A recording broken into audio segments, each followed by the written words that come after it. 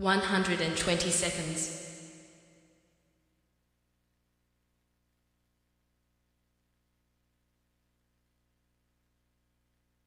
110 seconds.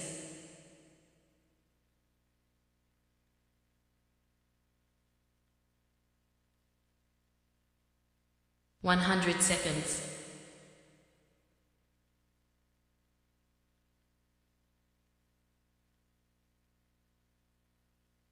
90 seconds.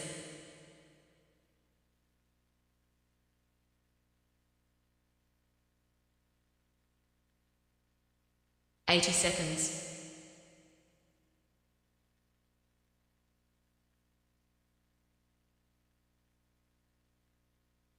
70 seconds.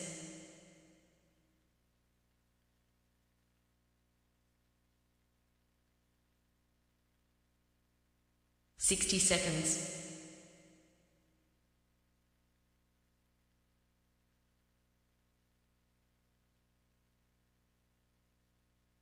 50 seconds.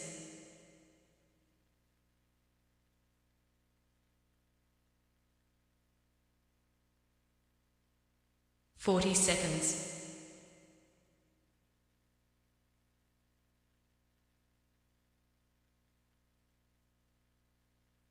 30 seconds.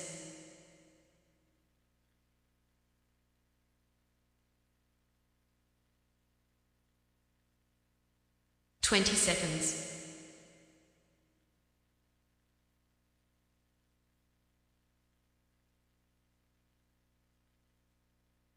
10 seconds.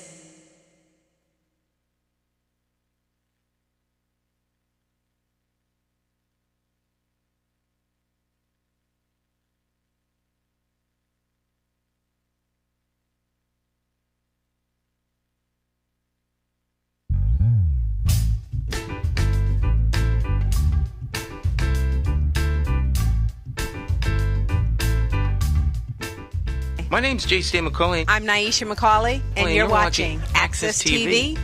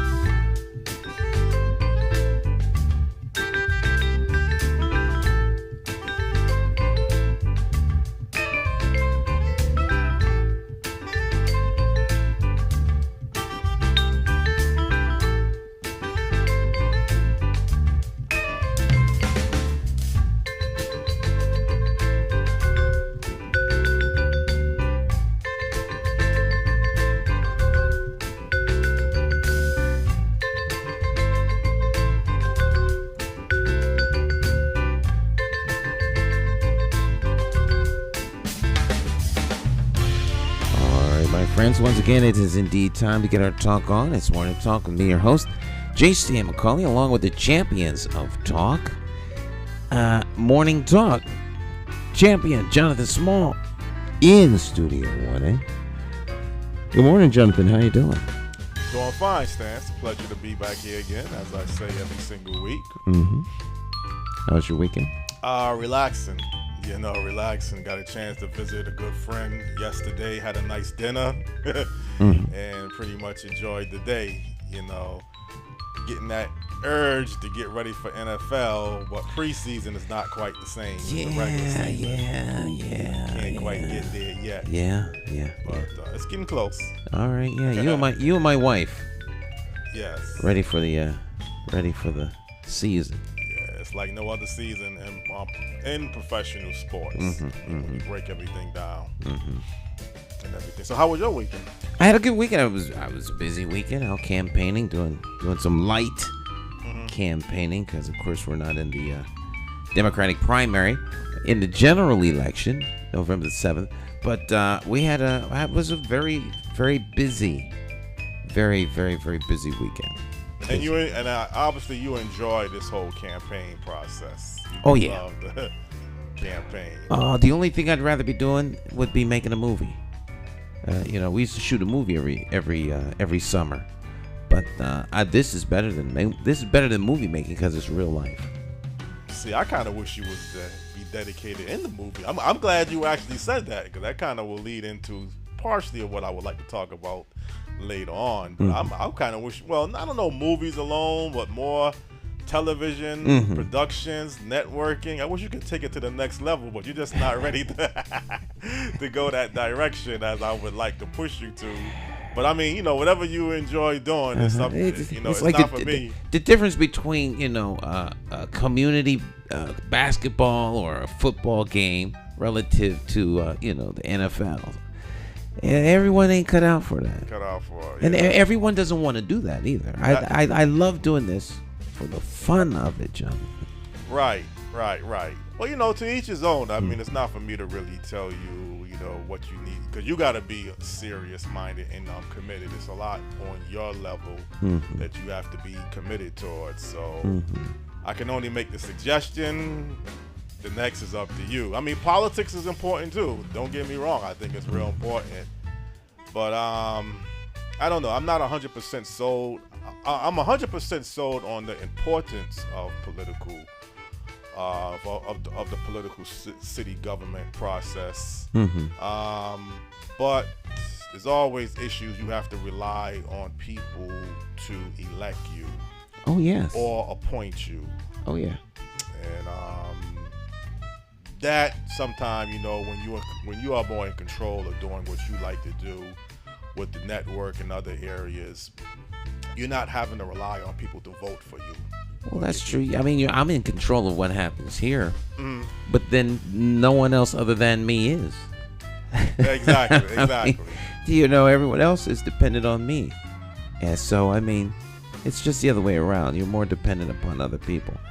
But this is the greater good in being able to help people in the other arena. Yeah. So. Well, that's important. Obviously, helping people is real important. Having a voice, and you can do both. You can do voice through social media, what you're doing, and you can have a voice through city government and the political structure. Right. And since I like giving people a voice, this is one avenue, but the greater voice is the voice of the people and the fact that they need to be heard. However, we can talk about that stuff later on. Every Monday, of course, is we have special guests join us every Monday. They join us from around the country, around the world, and from time to time from right here in the city. But today, Jonathan has another wonderful guest. I always say take notes because they're always pretty good expert type folk at what they do. And so, I call these like little mini master classes. So, Mr. Small, you have the floor, sir. Well, good morning to people out there on Morning Talk Live with J. Stan McCauley Talk Show. We have actually a returning guest who we had the privilege of having on last year, I believe. And he brings a lot to the table towards media, entertainment, business. He has a background on-air talent and also behind-the-scenes talent. The guest this morning on Morning Talk Live with J. Stan McCauley Talk Show is the CEO and managing partner of Lloyd Media Group, LLC, based out of the Atlanta, Georgia area. No other than Miguel Lloyd. Good morning, Miguel. How are you doing?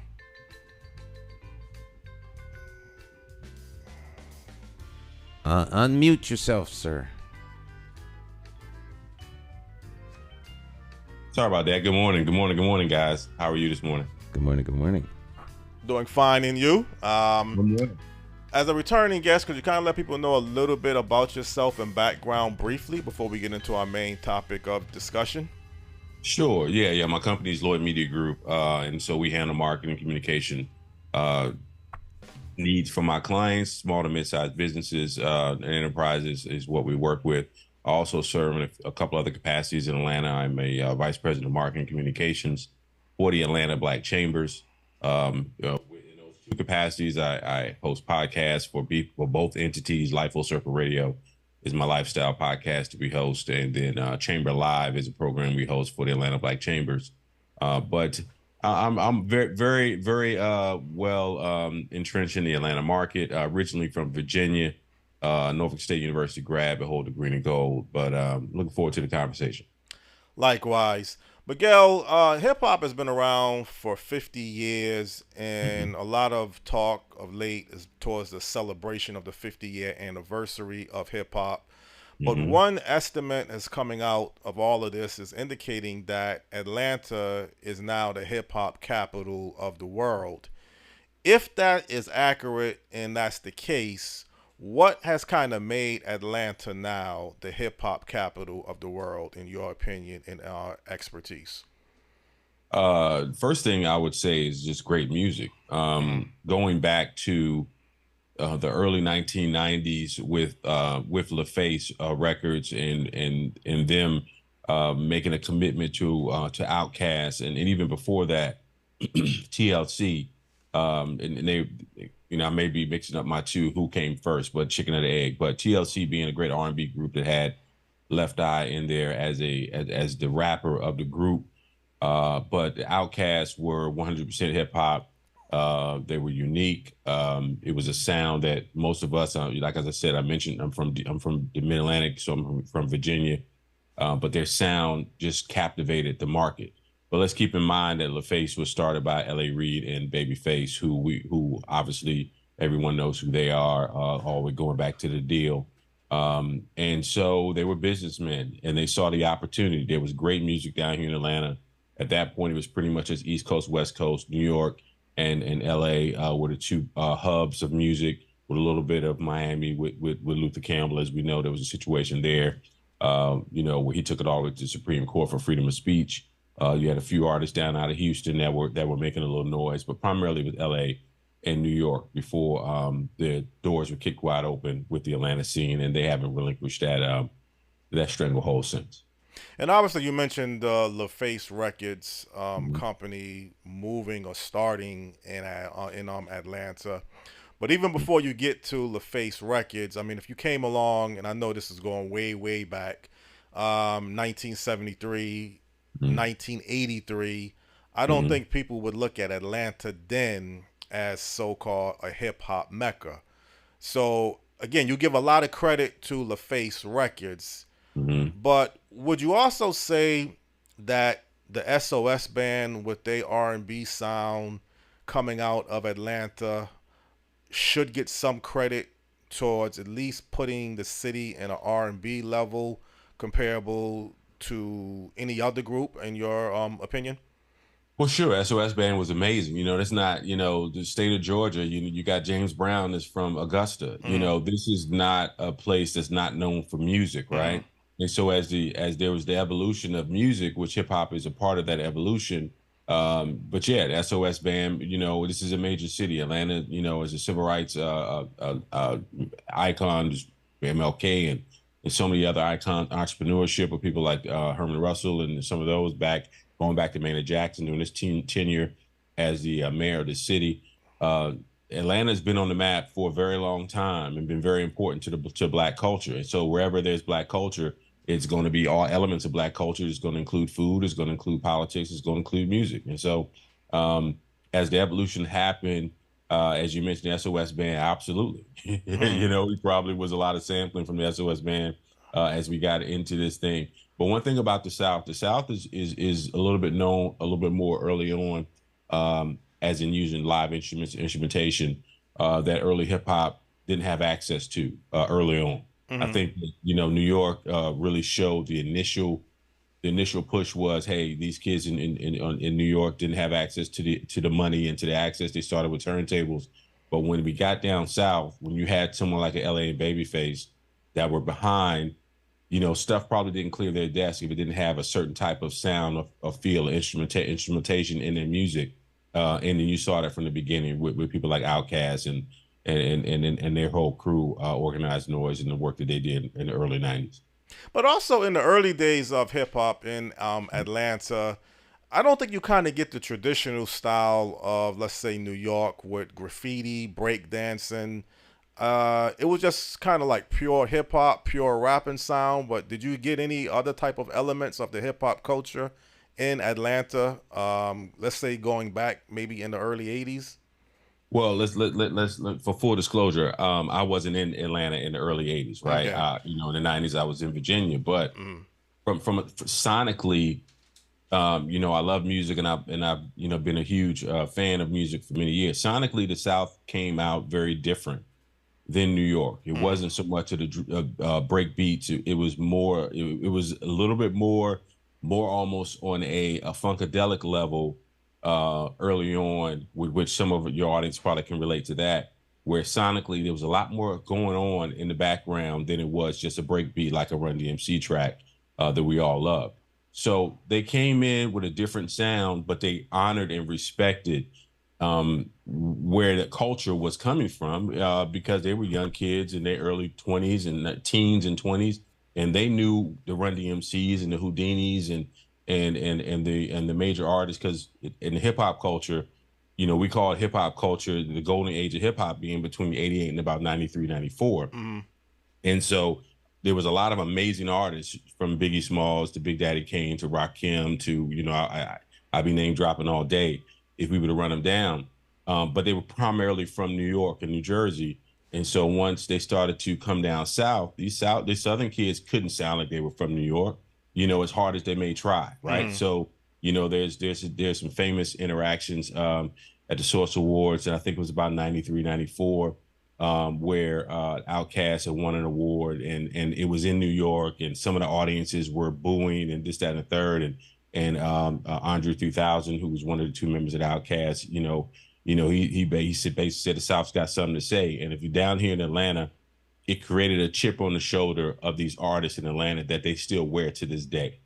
And I really believe that was part of the reason why they just took a stranglehold. And the other part of it is that the difference between the way these guys were building their businesses in Atlanta as a comparison to New York is that a lot of these folks, because they weren't getting these record deals that some of the New York cats were getting, they were doing this stuff independently. So from a business standpoint, from an entrepreneurial standpoint, they had to do it.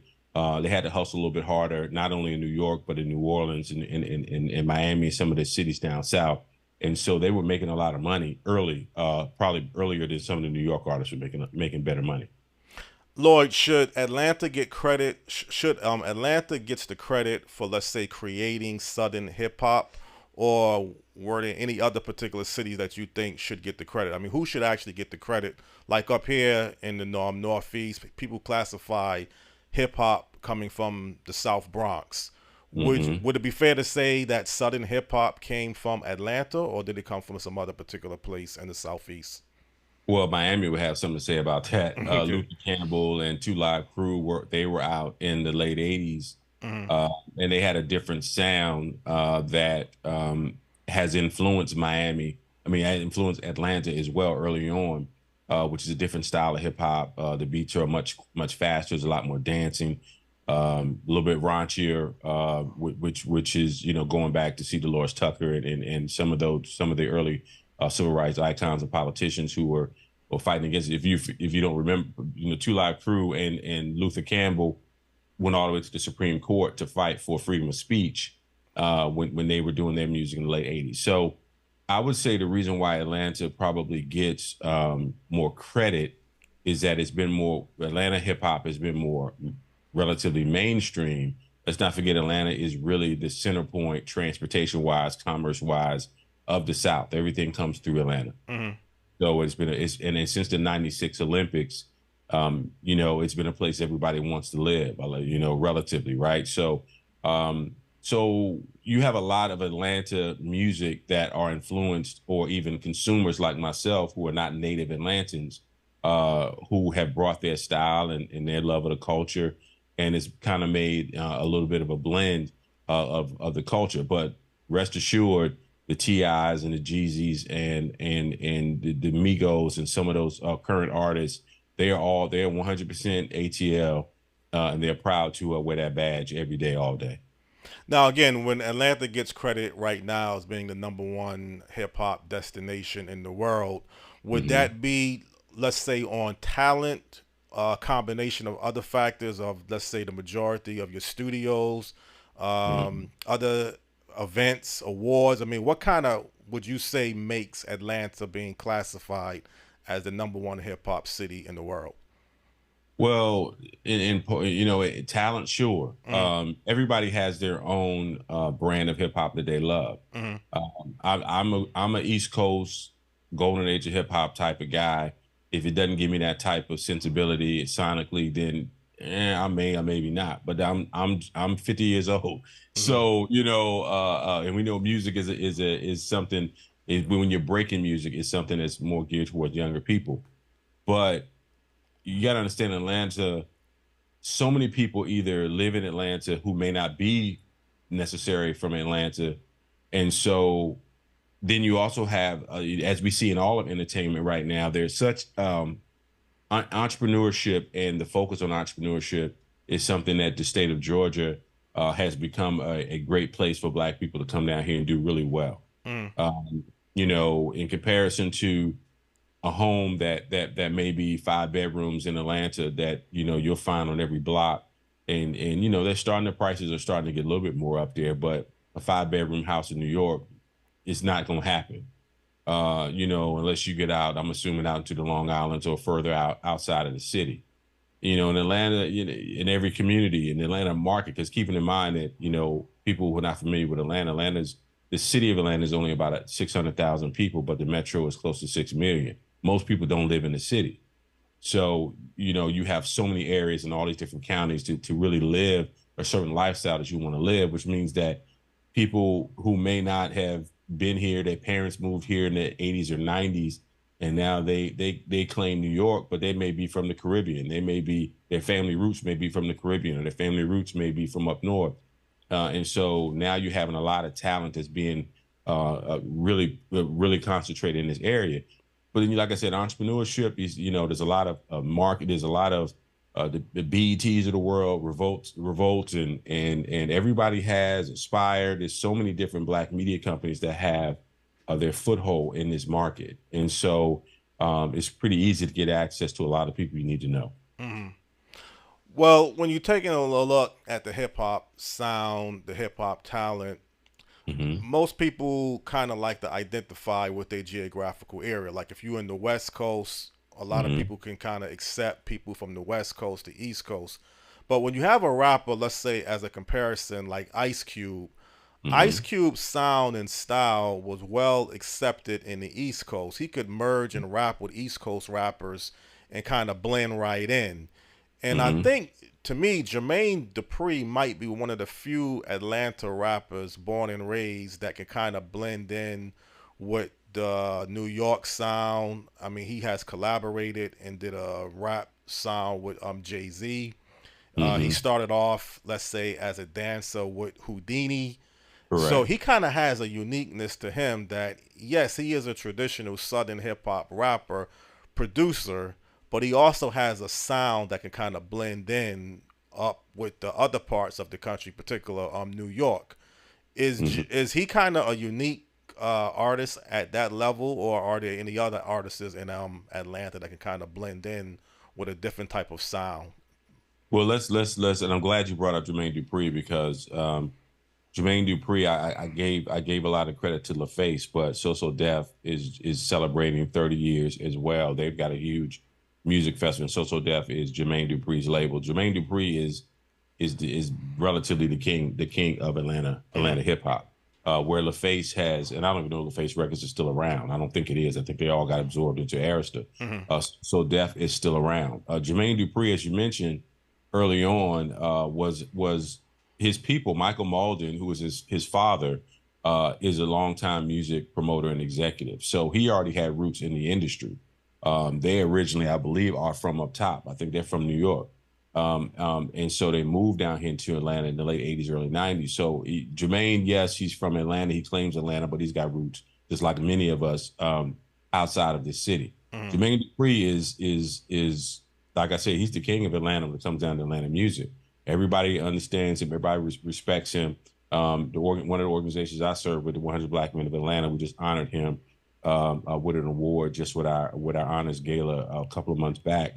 But he's got a huge event that he is pulling off, a whole 2 or 3 day festival that he'll have. I want to say it's either in August or September. But yeah, Jermaine Dupri is the real deal.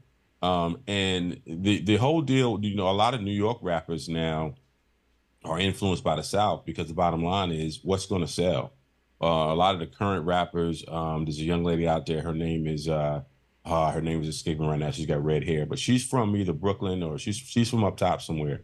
And so you're now the Southern sound, the Southern delivery, the cadence is you know, hip hop is coming out of the South now. You know, when you start talking about New Orleans and the run that they have and continue to have, and now, you know, a lot of the major artists now, because of the internet, they're coming from wherever they're coming from. So, you know, you had this series of, which I never got into, this type of hip hop called drill music, which is primarily out of Chicago.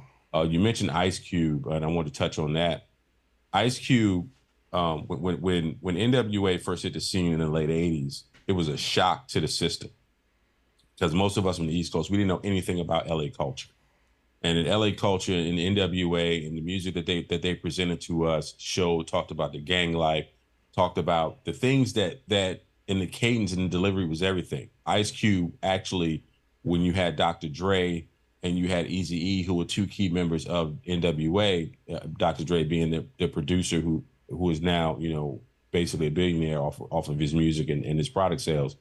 Ice Cube wrote a lot of the lyrics for those two artists early on because that wasn't their primary responsibility in the group. But when Ice Cube left NWA in the early 90s, his producer was the Bomb Squad, which was the same producers who produced Public Enemy.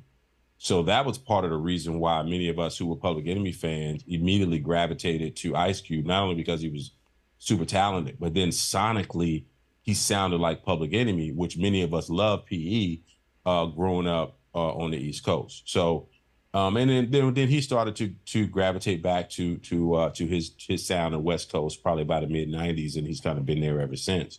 But yeah, Ice Cube, you know, from the standpoint, the whole East Coast, West Coast, when you go back to, you know, the tragic loss of Tupac Shakur and the Notorious B.I.G. in the mid 90s, we started to see the coast, those regional, the vitriol and how rough it was with the coast kind of started to wane. Now there's still huge parts of the business which are about building beef. 50 Cent built his career off of just who he could beef with today.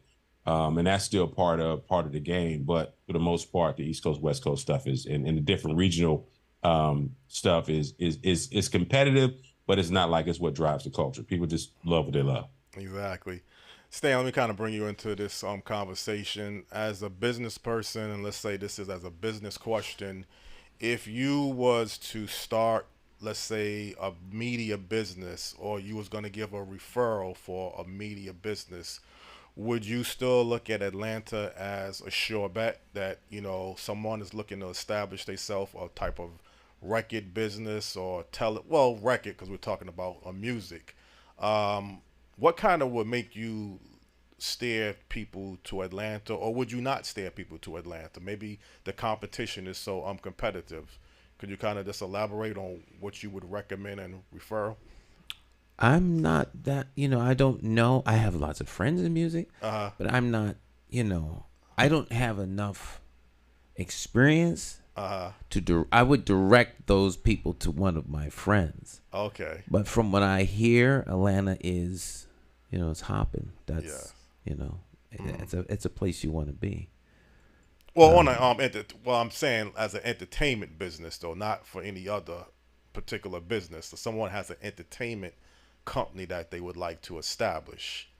Would that be a place that you again, so you just would recommend them to someone else I mean, in your hypothetical, I can't imagine anybody that's really seated in entertainment business coming to me asking me for advice where they should locate. Okay. If they did, I know people in the business, and I would, refer them to those individuals because that's just not my area of expertise. Not in music. Music, okay. I wouldn't. From what I understand, I think like Sony is in. All of the big labels have a presence in Atlanta. Yeah, absolutely. Because of its presence in the industry. But I don't know names. I don't know people. I know people who know people. Right. So Well, that counts too. Yeah, I'd rep. Yeah. Well, you have any questions you want to ask Lloyd? Otherwise, I'm listening and learning. It's fascinating hearing about the nuances of hip hop and how hip hop is where it is today as the number one music on the planet. Mm-hmm. And one of the things about hip hop, and forgive me for interrupting. One of the things about hip hop is that hip hop music is a culture. Is where the influence is as important as the music. And that's part of the reason why Atlanta is so valuable, because from an influencer standpoint, there's an ecosystem around the music. There's fashion, there is television, there are reality TV shows. A lot of these reality TV stars are shot at. There's a lot of money that's being generated in content development, because as we got all this SAG after stuff going on in LA, which obviously is very, very important, the reality TV stars are not falling under that umbrella, so they're still shooting content, and so that is also part of the culture. A lot of the current rappers have gotten their start by being an influencer on social media, or they're on a reality show and then they make music. It doesn't make the product very good, in my opinion, as far as musically, but from the standpoint of generating revenue and business, Atlanta is a great place to be. Atlanta right now is considered a black tech hub. There's a lot of black tech startups that are here. A name you guys are very familiar with, Isaac Hayes. Isaac Hayes III, which is his son, has a app called Fanbase that's based here in Atlanta. And he's very active in the community, in the black tech and hip hop community. So that's part of the reason why Atlanta is such a centerpiece for everything, because you can set up shop in Atlanta much easier than you can in a lot of other cities. Not only set up shop, but also make these connections from people all over the country and the world, because Atlanta is a center point for commerce and tech and transportation and things of that nature. And then again, the numbers are high, and sometimes people look at the big companies like, you had mentioned Sony Music, but right now you have Lloyd Media Group. You have, like you mentioned, Isaac Hayes' son. You just have so many businesses, so many people that you can just go in the thousands very easy. So sometimes people gravitate to the big names, like, the Tyler Perrys, the Sonys. LaFace was obviously huge, and that's important. But you just have a lot of overall businesses in entertainment and media and other factors in Atlanta that kind of just makes this area stands out. And when you're saying, or people are saying, it's the hip hop capital of the world, I don't think people should take that lightly. That's a real praise. I think that's not just a high recognition, but it's also lucrative towards revenue as well. Anybody that's still disregarding hip hop and its impact on the culture has made a 30-year mistake. I have a friend of mine who owns a business called Rap Plug, and they teach STEM through music. He's a producer. He produced people like Ludacris and Will Smith, Jazzy Jeff and Fresh Prince and others. We're about the same age. He's got a company called Rap Plug, and he has a partnership with Microsoft. Microsoft has a hub here in Atlanta. Google has a hub here in Atlanta. MailChimp, I can Intuit. So now you're seeing these relationships that are burgeoning. There's an event coming up. It might be the end of this week. I happen to be out of town, so I'll miss it, but called Invest Fest, which is being produced by an organization called Earn Your Leisure, which does a lot of content on social media. But they're going to have Robert Smith and Steve Harvey and P. Diddy and And, that's just the top line. They're going to have another 30 people that are going to sit around and have these conferences and have these conversations. And that is largely driven, as I mentioned, P. Diddy, and others that are driven by the hip hop community. And what you're starting to see, that, like I said, the Steve Harveys, the Robert Smiths, these other corporations that are saying, we want to be a part of that. 30 years ago, there's a hip hop and R&B festival coming up called One Music Fest. It'll be in October. It'll be headlined by Kendrick Lamar and Janet Jackson. Who would have thought 30 years ago Janet Jackson would be headlining what would be considered a hip hop event? But that's the music, hip hop, the culture of it is just driving how things are moving in the Black community right now. And so if folks aren't paying attention to that and finding ways to attach themselves from a commerce standpoint, I suggest that you kind of think twice about strategy. Mm. And obviously the people down in Atlanta, when you have these festivals and you have these shows and you have these events, it's drawing high numbers of people. It's not just like a small crowd of people, like some type of picnic atmosphere. It's a real huge event. And I think sometimes people may not realize that. This event will be at Piedmont Park, which is a major park in downtown Atlanta. And they'll have 3 separate stages. And it'll easily be 250,000 people that'll probably come through there over the course of a weekend. It'll be massive. Mm. Now, would you say in Atlanta, because sometimes people might get it confused, people think the television and film industry kind of set the stage. But I think if you really look at it, and technically with Jimmy Carter, when he was governor, he did establish the film operation in the state of Georgia. And you had movies that was being made in Georgia. But if you really look at what kind of put the entertainment sector on the map, particularly with this LaFace record label that was based out of Atlanta, would you say the music is really the creation of really putting Atlanta on an entertainment level as a first start? Probably in Black culture, sure. Black, okay. If you watch, like I was one of those kind of nerdy kids as a kid, 8 years old, and I used to read the credits when I was 8. If you look at the credits of a lot of content that's being developed now, you'll see that Georgia peach at the end of a lot of content. And why that is that there's some amazing tax credits here in the state of Georgia. A lot of other states are trying to follow suit now because Georgia is a unique state in which you can kind of get you can get any type of setting you're looking for. You want a rural setting, there's plenty of farms out here. If you want a city setting, you come to Atlanta. If you want snow, you can actually go North Georgia, and it's the right time of the year and even get some of that setting. So you can create almost any type of content here in the state of Georgia. But from a Black perspective, as far as our culture, LaFace, So Def, in the early 90s, we're definitely at the forefront of it. There's another girl, but those were kind of the mainstream. Atlanta has their own culture of different things that are very unique to Atlanta. I learned about the first independent label. It's a brother by the name of Big Oomph. I think it's Oomph Records. He is an Atlanta-based guy. He received the key to the city by the mayor at an event at the National Black Arts Festival a couple of months back. Atlanta has its own culture for sure. Those of us, and they'll let us know, they call themselves Grady babies. It's two hospitals, Grady and there's one other hospital, and the native Atlantans will ask each other, which hospital were you born in? If you weren't born in one of them 2 hospitals, you're not true Atlanta. And we kind of joke about it.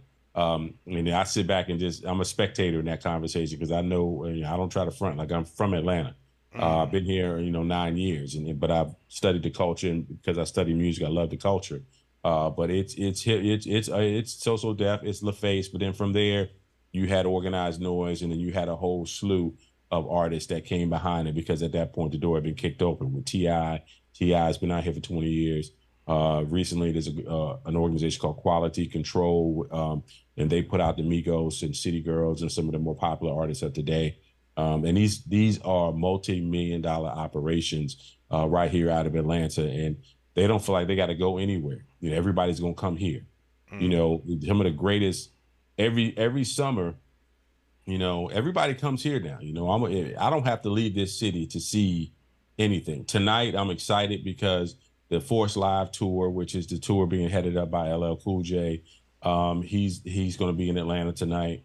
But in the summertime, you could blow you could blow your summer vacation money just on concerts in Atlanta because every weekend there is something going on, whether it be hip hop, R&B, reggae, jazz, you name it. There's always something going on here in Atlanta. And see, that's another thing. I mean, right now we're obviously talking about hip hop, but if you Mm-hmm. still want to break it down towards music and the entertainment industry as a whole, you have to put Atlanta right up at the top in that category too. You know, if it's going to be classified as the hip hop capital of the world, but if you're going to talk about just, let's say, the music capital of the world, and you want to include other sounds of music, R&B, soul, pop, you would have to put Atlanta right up in the top 5 if it's not number 1 in that category too.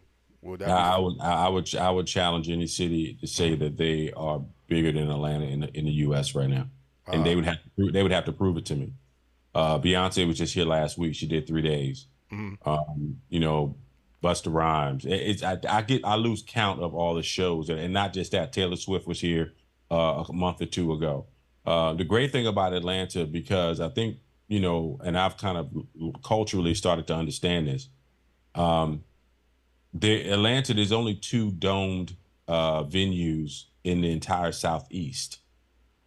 You got Atlanta and you have New Orleans, right? So you got millions and millions of people that are in Georgia and Alabama and Tennessee, in Florida and Mississippi and all these areas, and they really got, you know, where we got when I say we, from you know, where I'm from in the Mid-Atlantic North, there's a ton of venues where you can do these type of events.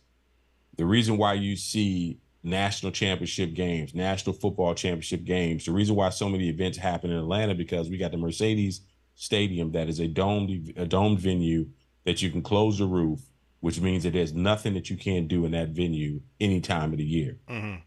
Right? And so that's from years and years. The Georgia Dome was before that. Georgia Dome was only around for 20 years. They blew that up and built the Mercedes Stadium 8 or 10 years ago.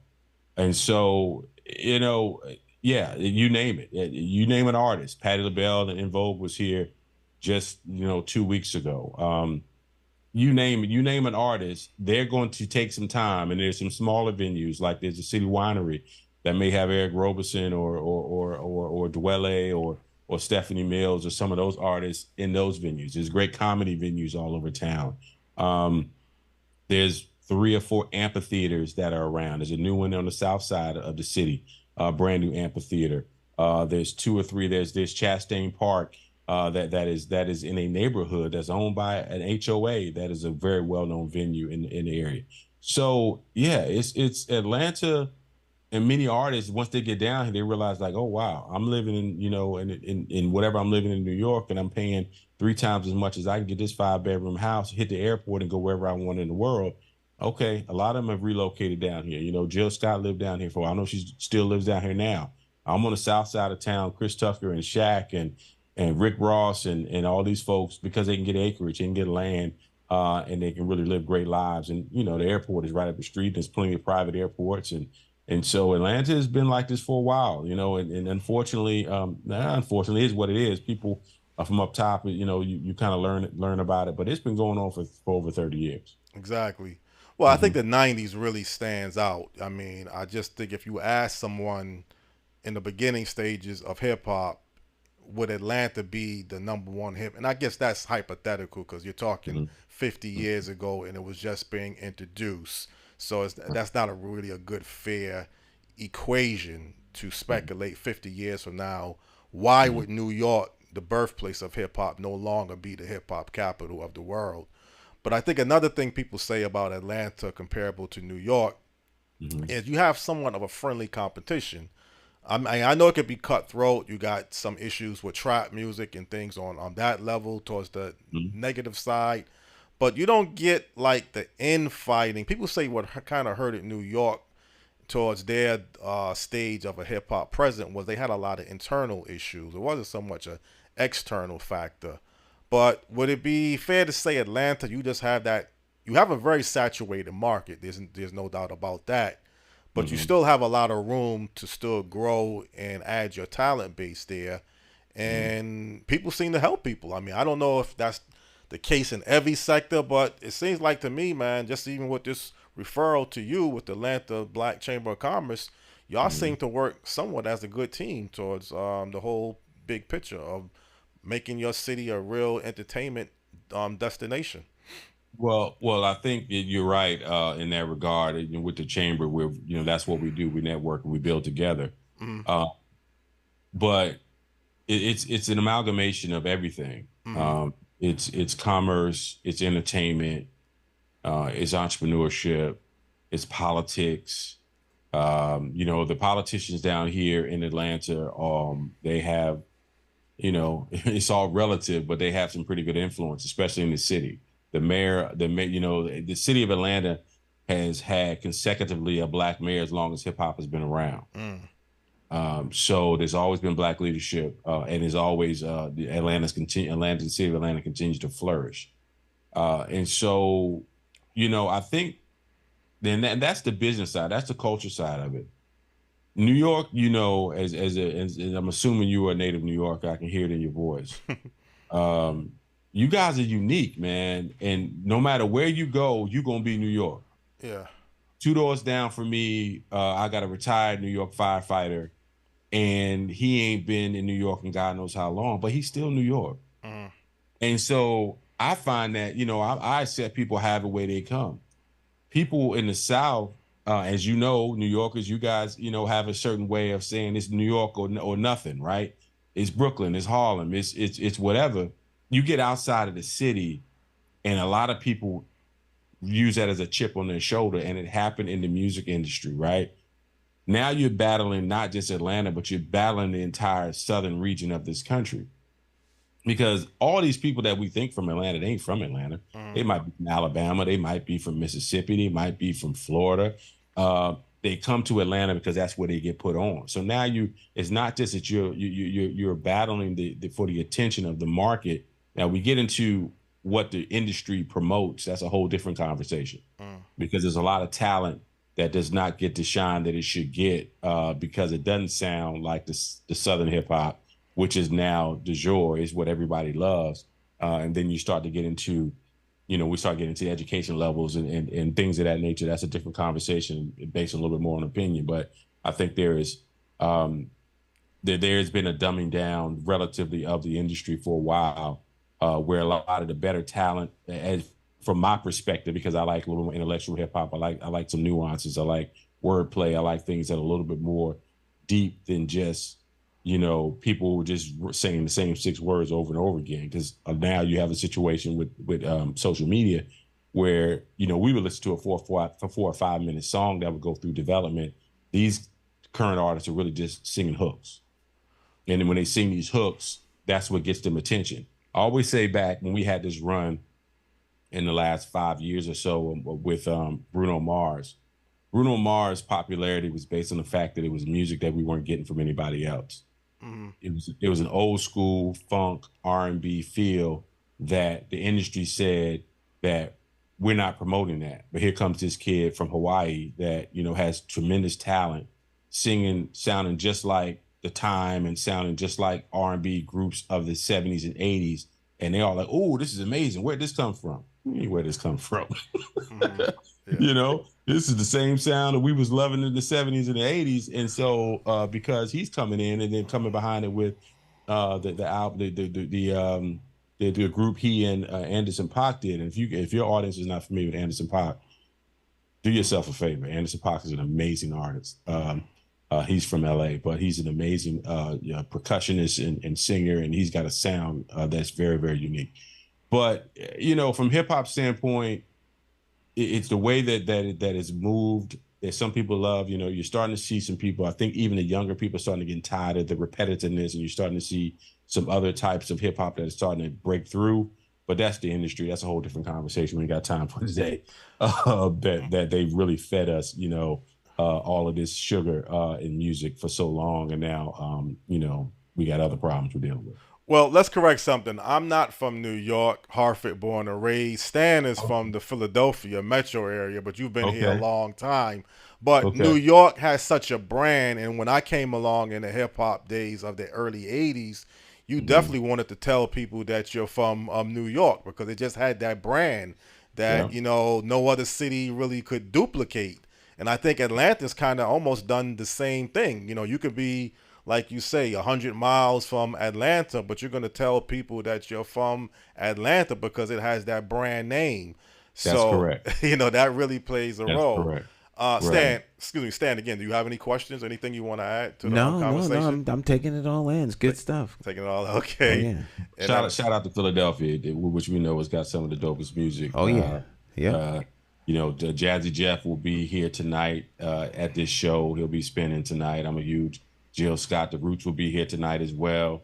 They'll be the house band for LL. So this show's gonna be amazing tonight. But even the hip hop of the '90s coming out of Philly, you know, that was Philly and Chicago, and then of course Queens with Tribe Called Quest and those artists. You know, those are my everyday still. Right. And you come from the Norfolk, Virginia area, and that Correct. part. Okay. I'm from Hampton. Went to Norfolk State. Correct. Norfolk State, exactly. Mm-hmm. Well, again, when you get into hip hop, I mean, you have a business. Let's say Lloyd Media Group. What is more of the benefit of having your business in Atlanta comparable to another city or state outside of Atlanta? What kind of gives Atlanta somewhat, or what kind of gives your business, let's say, somewhat of an advantage of being in Atlanta comparable to another place in Georgia? Well, obviously in the state of Georgia, you really have, you have Atlanta, you have Savannah. Other than that, most of the cities are much smaller. You know, you're talking, under 200,000 to 300,000 people in those other markets. So that, they're small. You know, you have the Augustas and the Columbuses and different smaller cities. Where I live in the state of Georgia, Atlanta is the Mecca. It's all roads lead to Atlanta. I think entrepreneurship is welcomed in this city, in this state. Black entrepreneurship is welcomed in this city and in this state. There's 159 counties in the state of Georgia, which means that which the county system is something I learned as I moved down here. You know, if you go from one city or one county to the next, there could be new opportunities that, if you live in New York with whatever is 10, 11 million people, you got one police department you can go to try to go earn a contract. Who knows the politics you got to go through to get that. There are 30 some odd counties in the Atlanta metro. If I can get a contract from Clayton County, maybe I can go to Henry County, or maybe I can go to Fulton County, or maybe I can go to Coweta County. There's a lot more opportunity in that regard, and there's different leadership, and there's more opportunities to do that. There's tax credits here that are well. The community, and don't get me wrong, it ain't easy. It's not easy. I've done business and lived in D.C. and I've lived in Virginia and even spent some time in Arkansas, and that's a whole different conversation. I never want to go back there. Yeah. But no, Atlanta is a great place to plant a flag. There's a lot of opportunity. Atlanta's not landlocked like many. New York, you got the ocean to your east, and Atlanta, all they do is just build some more houses and cut down some more trees and build more communities, and it's been like that for a good while. So Atlanta's worked for me and my family up to this point. And I think another thing is that, because I think LaFace Records is no longer in operations in Atlanta. Technically, there may be a satellite office or something on that level, but I think the city can withstand a loss of a business or a company like that. And even, let's just say this is a missed opportunity. I think I just heard that the deal that Tyler Perry was working on towards buying BET and VH1 is not going to happen. Right. But it's like you don't even miss that because you have him growing and developing at such a high level. And I guess that would have been a great addition, to his company and to the city of Atlanta. But it's like you don't really miss that because you got so much other talent in my businesses there. I talked about this in my podcast last night. That BET deal, everything is for sale eventually. We'll figure out, it'll probably go back up for sale soon. But to your point, Tyler Perry's got a studio that he purchased from the state of Georgia that used to be an Army base. And he's shot movies, everything from Wakanda to Marvel movies have rented his space to shoot their movies. Tyler Perry's good. He ain't got to worry about, that was going to be another acquisition that would have been another feather in his cap. And I'm pretty sure there's some money to be made there. But so much content is now going to streaming services. There's so many different ways to get this stuff done. Tyler went from doing his stuff independently for years, and then he had a deal with OWN.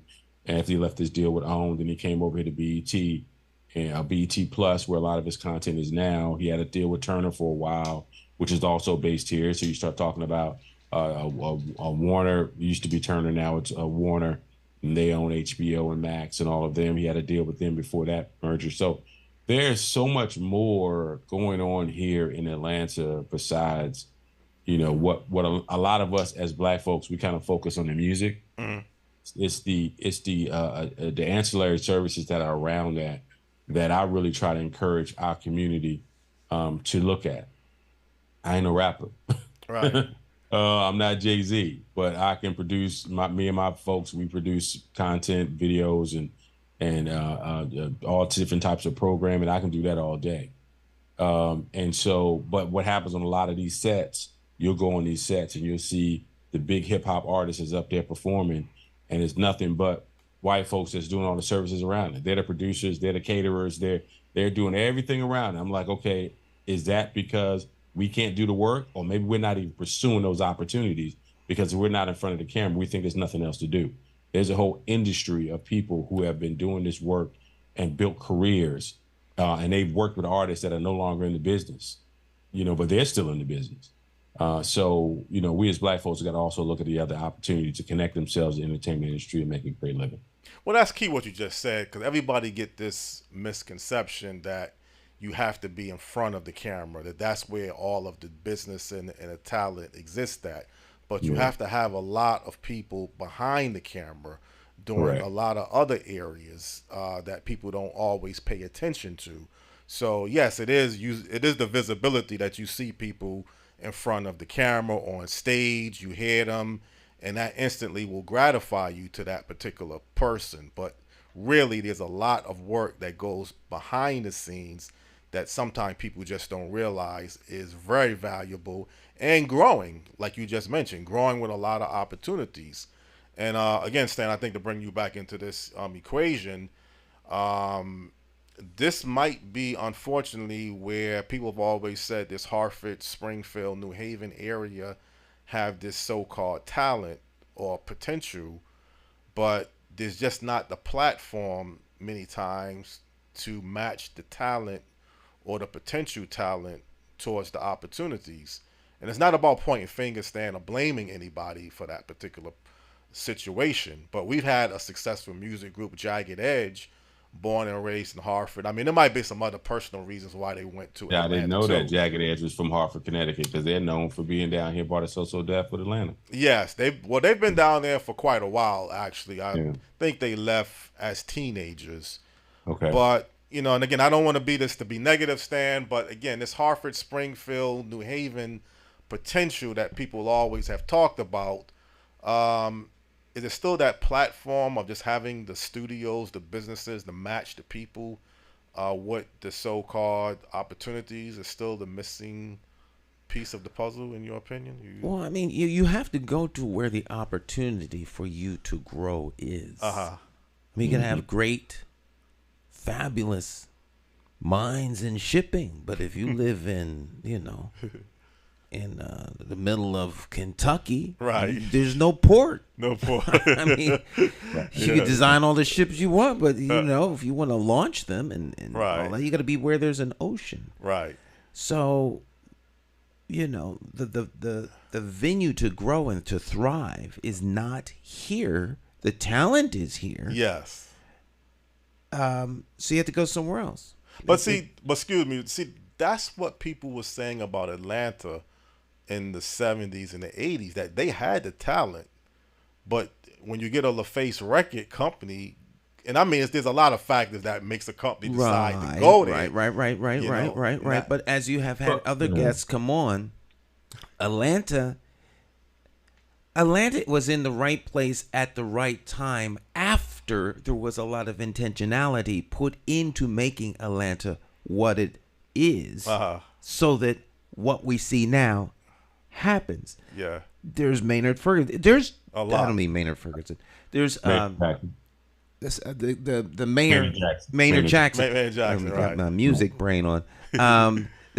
There's Maynard Jackson. You know, the bold steps that he took and the bench that he built of leadership that is so impactful that today you still have black leaders running the city. Right. Those things don't happen in a vacuum. Yeah. And that's not happening here. And so, you know, you could Atlanta is unique. Unique. Yeah, I think that's the best word. And the people that are there understand what they have and they groom it, grow it. That's intentional. Mm-hmm. You can fly out of Atlanta's airport, which is the largest airport in the world, and get to 90% of America within 3 hours. Mm-hmm. So, you know, there's very few cities. There's very few. Atlanta, Dallas, Chicago, where you have that accessibility. Everybody doesn't want to live in Chicago because of the politics and the weather, right? Mm-hmm. Right. You know, Dallas is also a burgeoning hub, not so much in music, but in a lot of pretty much everything else. You know, as you mentioned, I think it ain't about a lack of talent in Hartford, Connecticut. It's about access.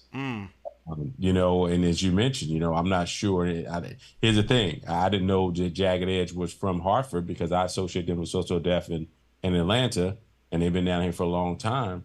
But I know people from Connecticut that live down here in Atlanta. Yes. And came down here, you know, because they couldn't get it done. And that's no knock on Hartford. It's no knock on where I'm from. Where I'm from in Virginia, you know, we had a pretty good run, a great run, not even pretty good. When you think about Pharrell Williams, Timberland, and Missy Elliott are all from the area where I'm from.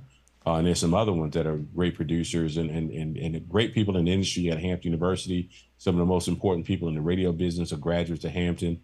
Some of the most important people in the record business are graduates of Norfolk State that are doing great things. But it's just proximity, and you can't get it done sometimes where you're from, you know, and that's okay. That's okay. Atlanta's taking great advantage of that. They've seen people come into this market, and they've made this community very welcoming for the entertainment industry, and it's flourished over the last 30 years. You know, that's a great way to end this segment. But I do want to ask you this one question. Mm-hmm. Probably other than, let's say, Nashville for country western music with their studio operation, there's really no. Would it be fair to say there's really no close second? I know Miami has a huge music scene down there as well, so maybe it is a close second.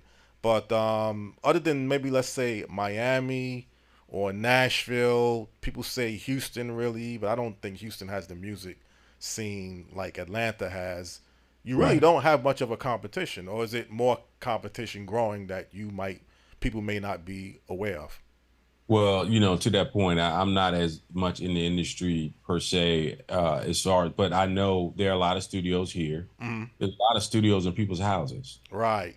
That, you know, we're in a day and age where you don't have to necessarily have the foam on the walls, and, you know, the microphones are dynamic now, and people are doing what they have to do.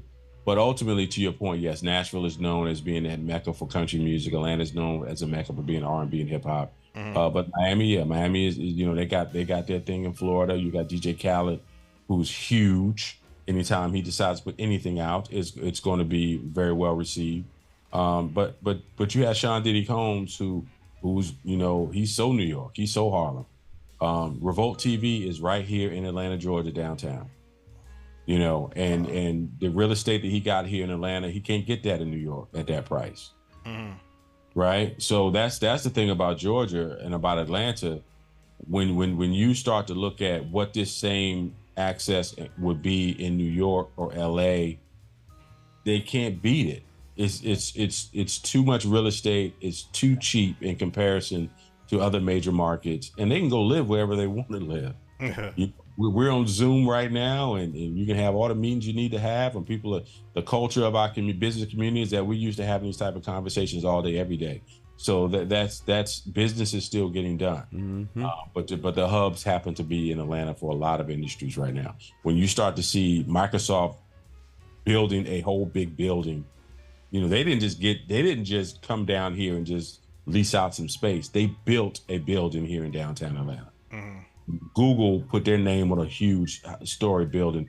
And if you look at the skyline of Atlanta, if you do a Google search and see what industries have major footprints in Atlanta, from fintech to IT, to the Googles, to the entertainment space, everybody's got a footprint in Atlanta, and there's a reason for that. Must be something about Atlanta, because other than Mayor Shirley Franklin, I have to give you an A+ presentation on your grade today, and she's the only other person that I gave that A+ grade to. So it must be something about the city that I would give two people from Atlanta, or residing in Atlanta. In your case, an A+ grade. It was an excellent presentation, and you were right on the money in just about every particular category. And I really appreciate your ability to come on. And I have to give the Atlanta Black Chamber of Commerce, Melvin Coleman, a great referral for you being a special guest this morning. I appreciate that, and you put me in category with Shirley Franklin. That's special, rarefied air, former mayor of this city. So much respect. I appreciate you guys giving me the time, and I'm glad I was able to contribute something to your conversation. Our pleasure. Long live hip hop! Happy 50th anniversary, hip hop. Okay, thank you. Our pleasure. All right. God bless you, brother, and thank you for taking time out of your schedule this morning. No problem. Thank you for having me. God bless. Okay. All right, Jonathan. Yes. 50-year anniversary of hip hop. I wanted to do another hip hop show, and this just fell right into the category, talking about which has been recognized as the #1 hip hop capital of the world. And everybody can't be #1, Stan. You got to have a number 2, 3, 4, 5, 6, 7, 8, 9, 10. So there can only be one. Right. Number one. Yeah. #1 doesn't share its space with anything. Exactly. Yeah. So let's just say AccessTV.org network is #1 in Hartford for social media. I mean, you got to sometimes select certain categories. And what you've been doing with this network, for a long length of time, unless there's other social media networks in Hartford that's really on this level that has the consistency, let's give your network being rated as #1 as well. Well, I appreciate that, Jonathan. Yes. But again, your mentality, and you're driven right now with this campaign, though. So businesses and media, you want to keep it. Because you have to obviously stay grounded and stay focused. You have a real important task ahead of you. So, well, I love doing this, and I love doing this. So, it is what I love to do. Yes. If somebody comes by here with $1 million, we'll spin this sucker up. We'll spin it up and turn it into whatever, But I'm good, so I'm not looking to do that. Right. But if somebody has $1 million and want to come by here and sit down, and we'll put together a strategy and a plan, and we can make magic happen. But there's other ways to make magic happen besides this. So we explore those things as well. Exactly. All right. Morning Talk. Don't go anywhere. We will be right back. Jonathan Small, J. Stan McCauley. Morning Talk live.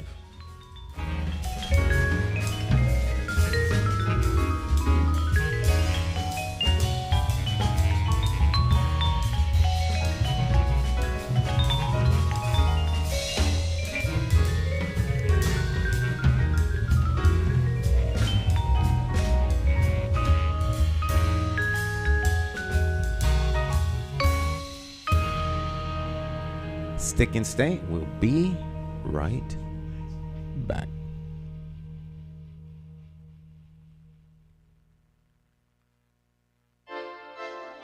Hey, Hartford, Connecticut, I'm talking to you. We got to get out and vote. Vote for Stan McCauley. It's our time. We got to rise up and take it back. Vote for Stan McCauley. Vote for Stan.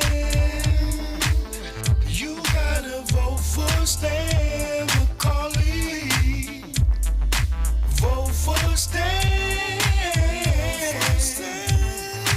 Vote for Stan. got your social covers, and it ain't somewhere written down in bold letters. Don't just take my word for it, do your research. Think of your future, look at your bigger picture. Shooting tie, clean up, unity for the righteous. Plotting on action, hands-on access. With a light source vision, door-to-door knocking. Guerrilla style marketing, brainstorm as a collective. Real neighborhood suggestions. Only we know what it is where we living to make real life decisions. Move on facts, make it manifest back. You gotta vote for Stan McCauley. Vote for Stan. Vote for Stan. Vote for Stan. Oh yeah. Look at your city. Stop. Take a look around. Is opportunity flow into your house? Are you working? Wait, can you save some money? And is your neighborhood safe?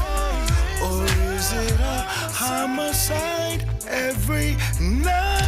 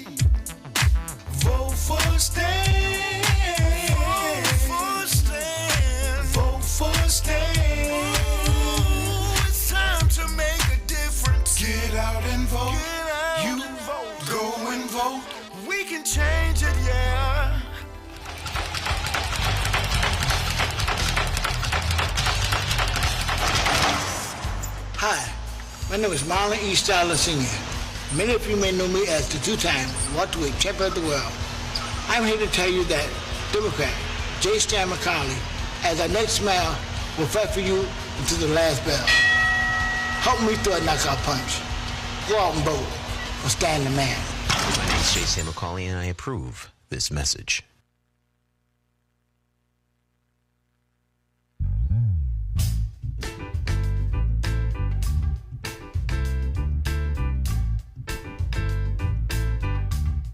Hi, My name's J. Stan McCauley. I'm Nyesha McCauley, and you're watching AccessTV.org.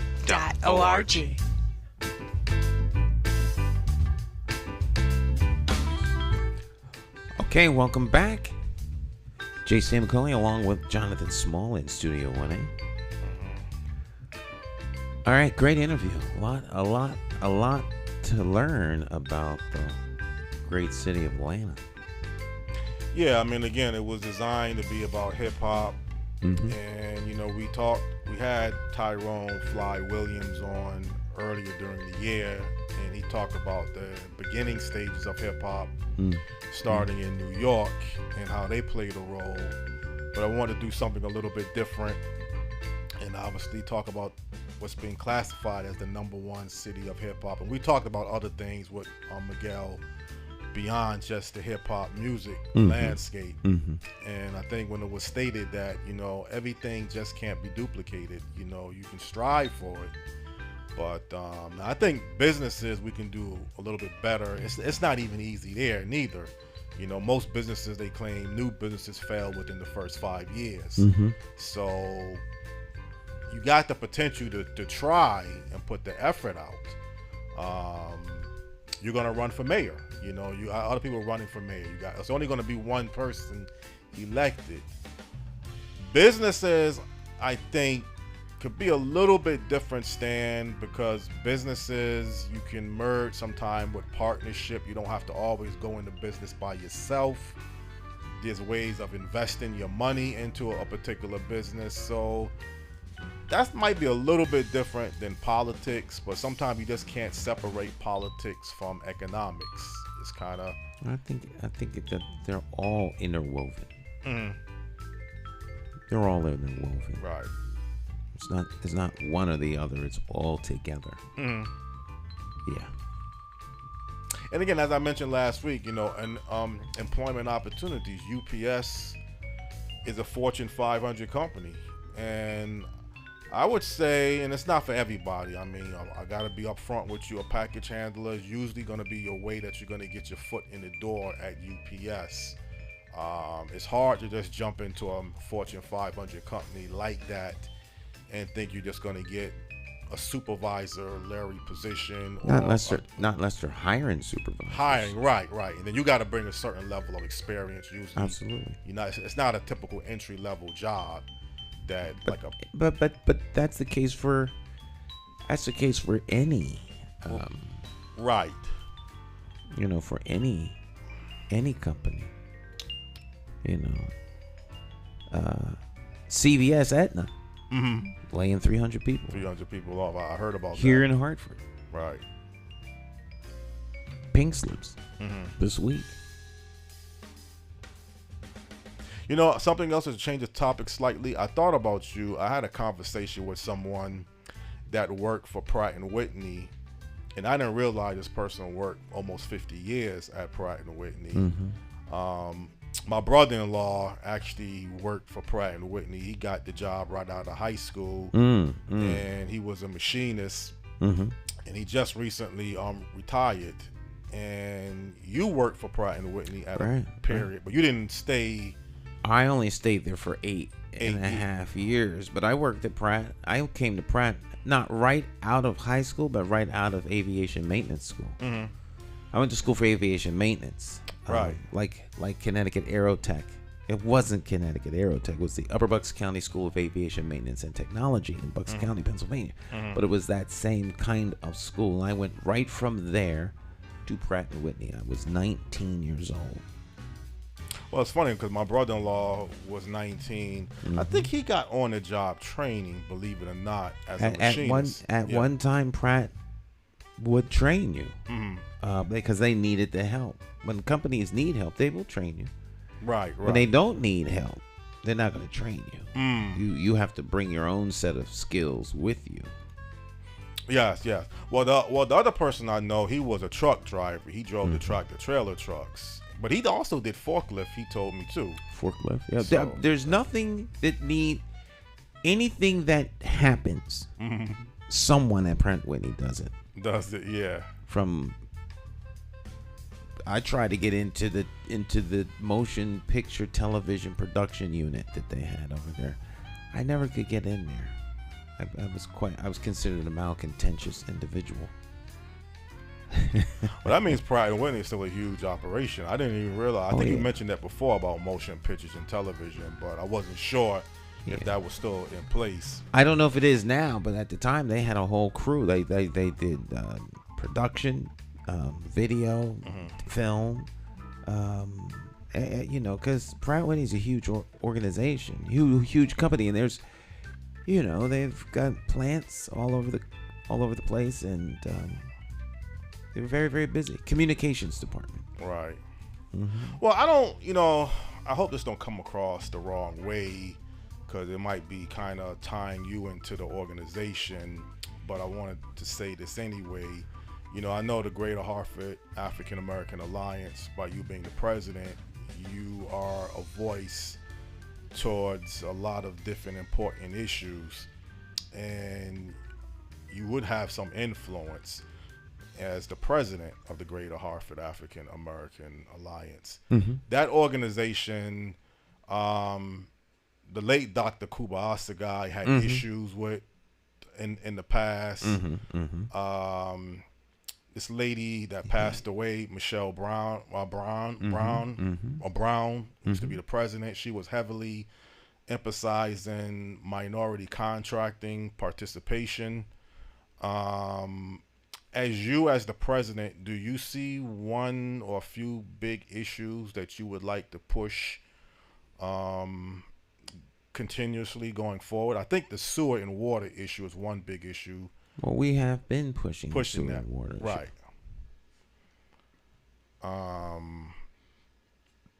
Well, let's just come out and say it. Let's say for businesses now, would you want to see more businesses, more black-owned businesses in the city of Hartford? I'd love to see more black-owned businesses in the city of Hartford.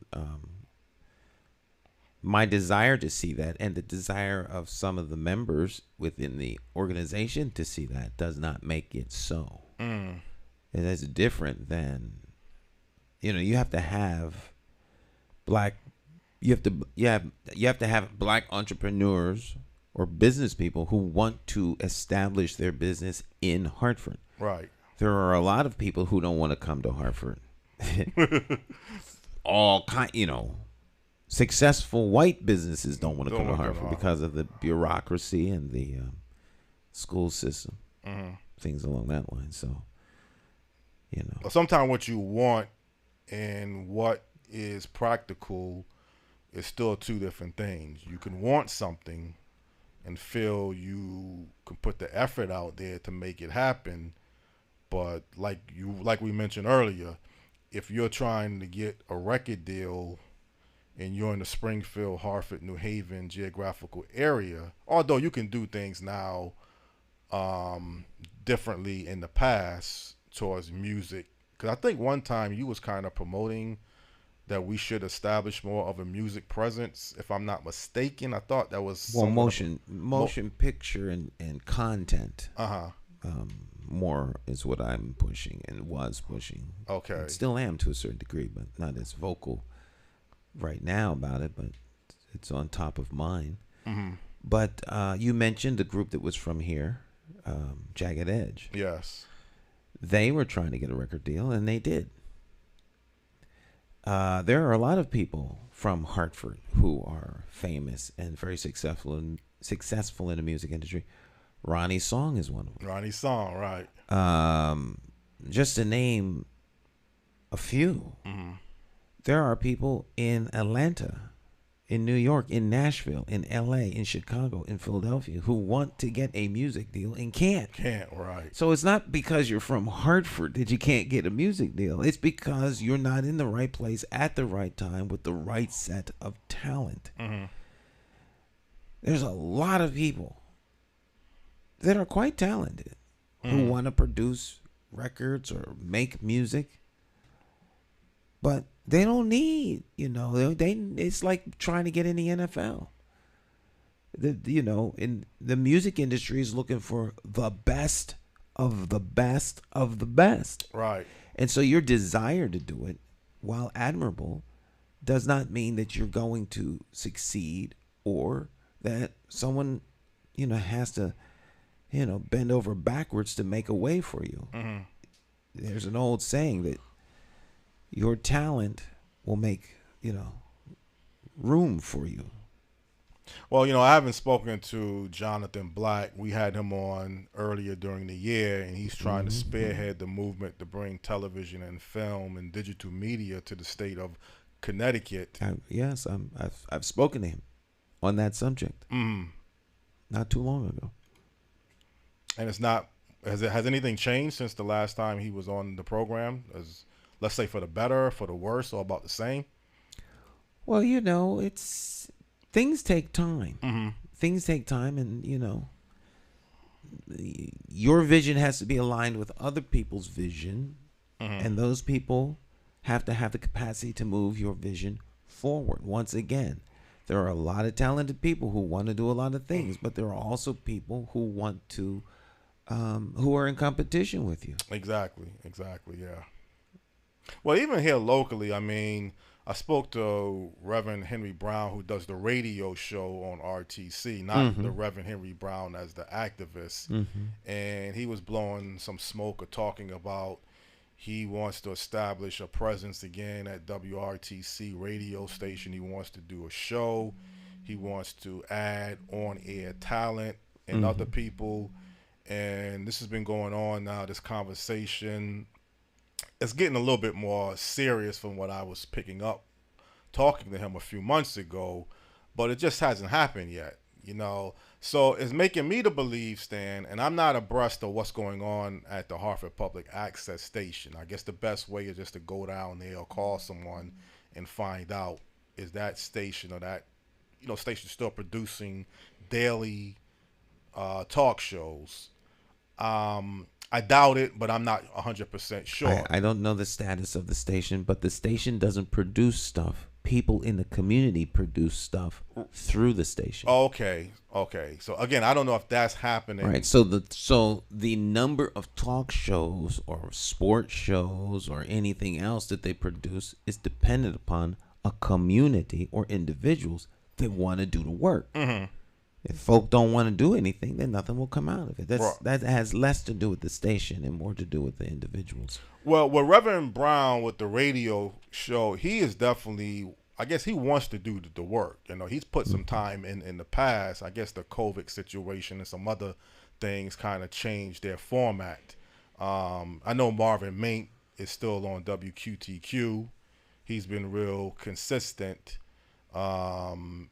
But you talk about a media presence and I gave you credit again for what you're doing with AccessTV.org network, and this is a commitment that you have to make. I mean, it might seem like it's just no big deal. You just pop up every Monday, you come on the air, and bang, bang, bang, everything is in order. But you have to make a commitment and a dedication to do what you do. I don't know how much it costs, but there's a price tag for production. It's not free. It's free on my part, but you know, it's like my mother and other people told me there's really no such thing of a free lunch. Somebody has to pay for something. Well, someone does. There's what's referred to as we used to use a formula at the station. It was cost. I can't remember what it was. It was a value of use. Mm-hmm. The value of use formula. Mm-hmm. And so what we did is we took our annual budget and we divided it by the number of hours that we were open. Mm-hmm. And that determined the cost of use per hour. Mm-hmm. And then we determined that, and I think we divided that by, so I should know this because I came up with the formula. Right. But then there was an offset because, of course, all of the time that we're open, we don't do production. Mm-hmm. But so there was a value assigned to the hours of use. Mm-hmm. So when producers would sign out equipment, they would get they would get on the paperwork how much it costs to use that equipment. Right. All right. There was a cost for the camera, a cost for the battery, a cost for the videotape, a cost for the SD card when we would have cards, a cost for the edit suite, a cost for staff if you used staff in any particular way. That way they understood what the value of the use was. Even though they weren't charged, there was a cost. Mm-hmm. And then during our quarterly meetings, everybody would have, if you put in a production request for a program that was a series, which was 11 programs in a series, then you had a budget. Your budget was X amount of dollars, which would be the 11-week cost of the production plus editing. And that was what we granted to you, a value of use grant. Mm-hmm. And every time you use equipment, it would be deducted. That way people understood how much what they were using cost. Because if it's free, it's worthless. Yes. It's worthless. Mm-hmm. It has no value because it's free. Mm-hmm. So there is a cost or a value assigned to every hour that the studio is in use. Now, of course, I'm using the studio, so I'm not gonna come out of pocket to use my own facility. And of course, I don't charge any of the producers. Right. Okay.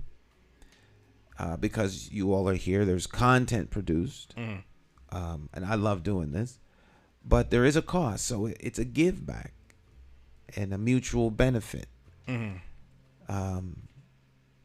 But there is a cost. Exactly. And I mean, whether it's advertisement or title sponsorship, however you want to break it down, and I have referred this network to one or two sources. One in particular, I'm not going to call the name of the source. I think you might have an idea who I'm talking about. But whatever the case may be, and I don't want to say this again to sound like I'm whining, and I know businesses, it's not easy for people to pay you for something. I mean, a job, obviously, the Department of Labor means if someone is going to be now, what do you employed. mean it's not easy for people to pay? Well, for people can take things for granted. They want one time when this network was not. I left this network in 2017. You came back in 2020. We scaled back our operation. Right. We came back on the air because of COVID and Black Lives Matter and all that stuff. Right. But at that point, it was like a transitionary period, and I was trying to pitch some ideas to some people, and I was even telling some people, okay, just the test to see if they was going to be interested. This wasn't even an accurate figure. I said, okay, if you was to have a guest and the guest was to come on the show, it would cost $25. They said no, they can't pay $25, so, and you're going to come on for 30 minutes to an hour. And I understand, if you don't feel you need to pay for something, why, like you go to the library. I think you've told me this before. If the library started to charge people to come into the library, let's say $20 an hour, people would probably stop going to the library because you're used to having something for free. Because it's free. But when you put up front, and it's up to the person to decide if they want to pay for something. You tell someone it costs, for production costs, a certain amount of money. They got the right to say yes or no. Right. There's a lot of people who do not produce anything in television. There are a lot of people in business. They don't have a television commercial. They don't have any. They don't take out ads in the newspaper. They use word of mouth. They wouldn't think of paying money for an ad because they just don't. They don't see any value in that. Any value, right? So these are business decisions that businesses make. And then you have other companies like McDonald's who heavily rely on advertising, even though word of mouth does very well for them. Right. So these are decisions business people make. Some business people are more savvy than others. There are companies that don't do any outreach. They have no communications, staff, or don't want to pay for any of these things. These are decisions people in charge make. Right. And sometimes you can't look at the little bit of it. You can say $25 is like a drop in the bucket. But again, if you don't feel you need to pay for something, if the library told me I got to pay $25 or $20 to come into the library for a couple of hours, you may not go. I may not go. Yet there are people who don't necessarily use the library who will donate thousands of dollars to sustain and support the library because they believe in the value of what libraries do. And though they could go and sign out a book or use a space or rent a movie or something like that for free, they value the library. Right. And will come out of pocket. You can't necessarily say because somebody doesn't want to pay for it. There's a lot of reasons, and you also have to consider who you're talking about. Like, who's the user? Yeah. And there's plenty of people who use the library that would pay. And then there's plenty of people who won't. So, but again, if you're accustomed to having something free, then you're not gonna pay for it. You're not gonna pay. Yeah, you start telling guests well, it's airtime. You don't. It's inappropriate to charge. Inappropriate to charge. Yeah, you're right. You're right. To be on the air. To airtime, right.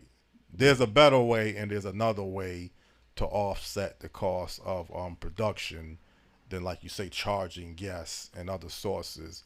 Right. Most guests will not take you seriously if you charge them to come on your show. And I would never decide. That was only that one time, obviously, because, again, I was not on the air. I guess this was early 2020 before you came back on the air. Mm-hmm. And there was some business decisions that I wanted to do a certain show. And truthfully, I didn't want to come out of my personal pocket. So now I'm trying to talk to the guests to say, well, this is how much Stan costs. All right, so you want a show. You don't want to pay for the show. You want your guests to pay for the show that you want to do. That's like, you're that's public access league. Yeah. Yeah, that's that's all well and good, but that's not considered a professional type of arrangement. Right. And if you were going to put a grant in for the production of a TV program, and you said it was going to cost you $50, no one's going to give you the money because you can't produce television for $50. Mm-hmm. It has to be real world numbers with real world production and all of those things. Television is very, very expensive. Mm-hmm. And again, my old motto, there's some things I will talk about on the air that I won't talk about off the air. Some things I'll talk about off the air that I won't talk about on the air. And there's some things I'll talk about both. And this might be one category. Let's say the North Hartford infrastructure project is a real important project. North Hartford infrastructure project. You're talking about MDC, dealing with the water and the sewage issues. All right. And this is targeting particularly, let's say, the east section and the Granby Street section, Albany Avenue, some other areas too, but those are some of your main areas. And it needs to be, whether whoever's collaborating with MDC or the state government, this is a big project. I mean, I don't know if people want to. All infrastructure projects are big projects. There's the I-84 project that's getting ready to happen. Right. There are a lot of projects going on in the region, in the area, in the city, and these are major, major projects. Well, where me and you can kind of agree to disagree, and you believe, honestly, the number one goal is to provide the proper water, deal with the raw sewage issues, right, getting into the water and making sure that that is not going to continue to happen, and some other issues with the flooding. I'm saying, yes, that is the number one priority. But if there's some business opportunities for minority contracting participation, some other job opportunities for residents, why not have that as another important piece of the puzzle? It wasn't put into legislation. You can't put it into legislation. So you can't do that. Okay. So you never looked at the Clean Water Project in the past as an economic development project. That's because it isn't one. It isn't. No matter what Reverend Ritter was trying to state. It doesn't matter who wants to state whatever. People are free to state whatever they want. Okay. There's people who state Stan should produce television for them for free. And can make a whole justice. I don't care what they think. It's my time. They don't determine what I do with my time and money. But you didn't look at the Clean Water Project as a minority contract, as an economic development opportunity. It is not an economic development opportunity. There are opportunities for there to be economic development, just like Atlanta's Hartsfield Airport. That doesn't mean that's what it is. Right. It is a program to put an airport and by extension a whole lot of other things. But the rest of it is politics. But I believe the minority contractors would side different with you. It doesn't matter what they side, Jonathan. That's their desire. There's an opportunity for them, right, to make lots of money as minority contractors. someone's going to make money. It may as well be them. May as well be them. Yeah, exactly. But that's not what the project wasn't. The project isn't on the table and on the drawing board for them to be rich. It's there to make, to the degree that the water and waste treatment system that we have in this city should do two things: provide clean water and eliminate the sewage from people's houses and process it so that it can be disposed of in a way that's environmentally safe. Right. There is a failure in the system when sewage is backing up into people's houses. Now, when there's sewage backing up in your house, you don't want to hear about about economics. You want to hear about, I don't want the sewage in my house. I don't want it in my restaurant. Right. I got to get this out. And someone said, well, we're trying to make some people rich while we do that. So you just hold on to the sewage until we make that happen. You don't care about that.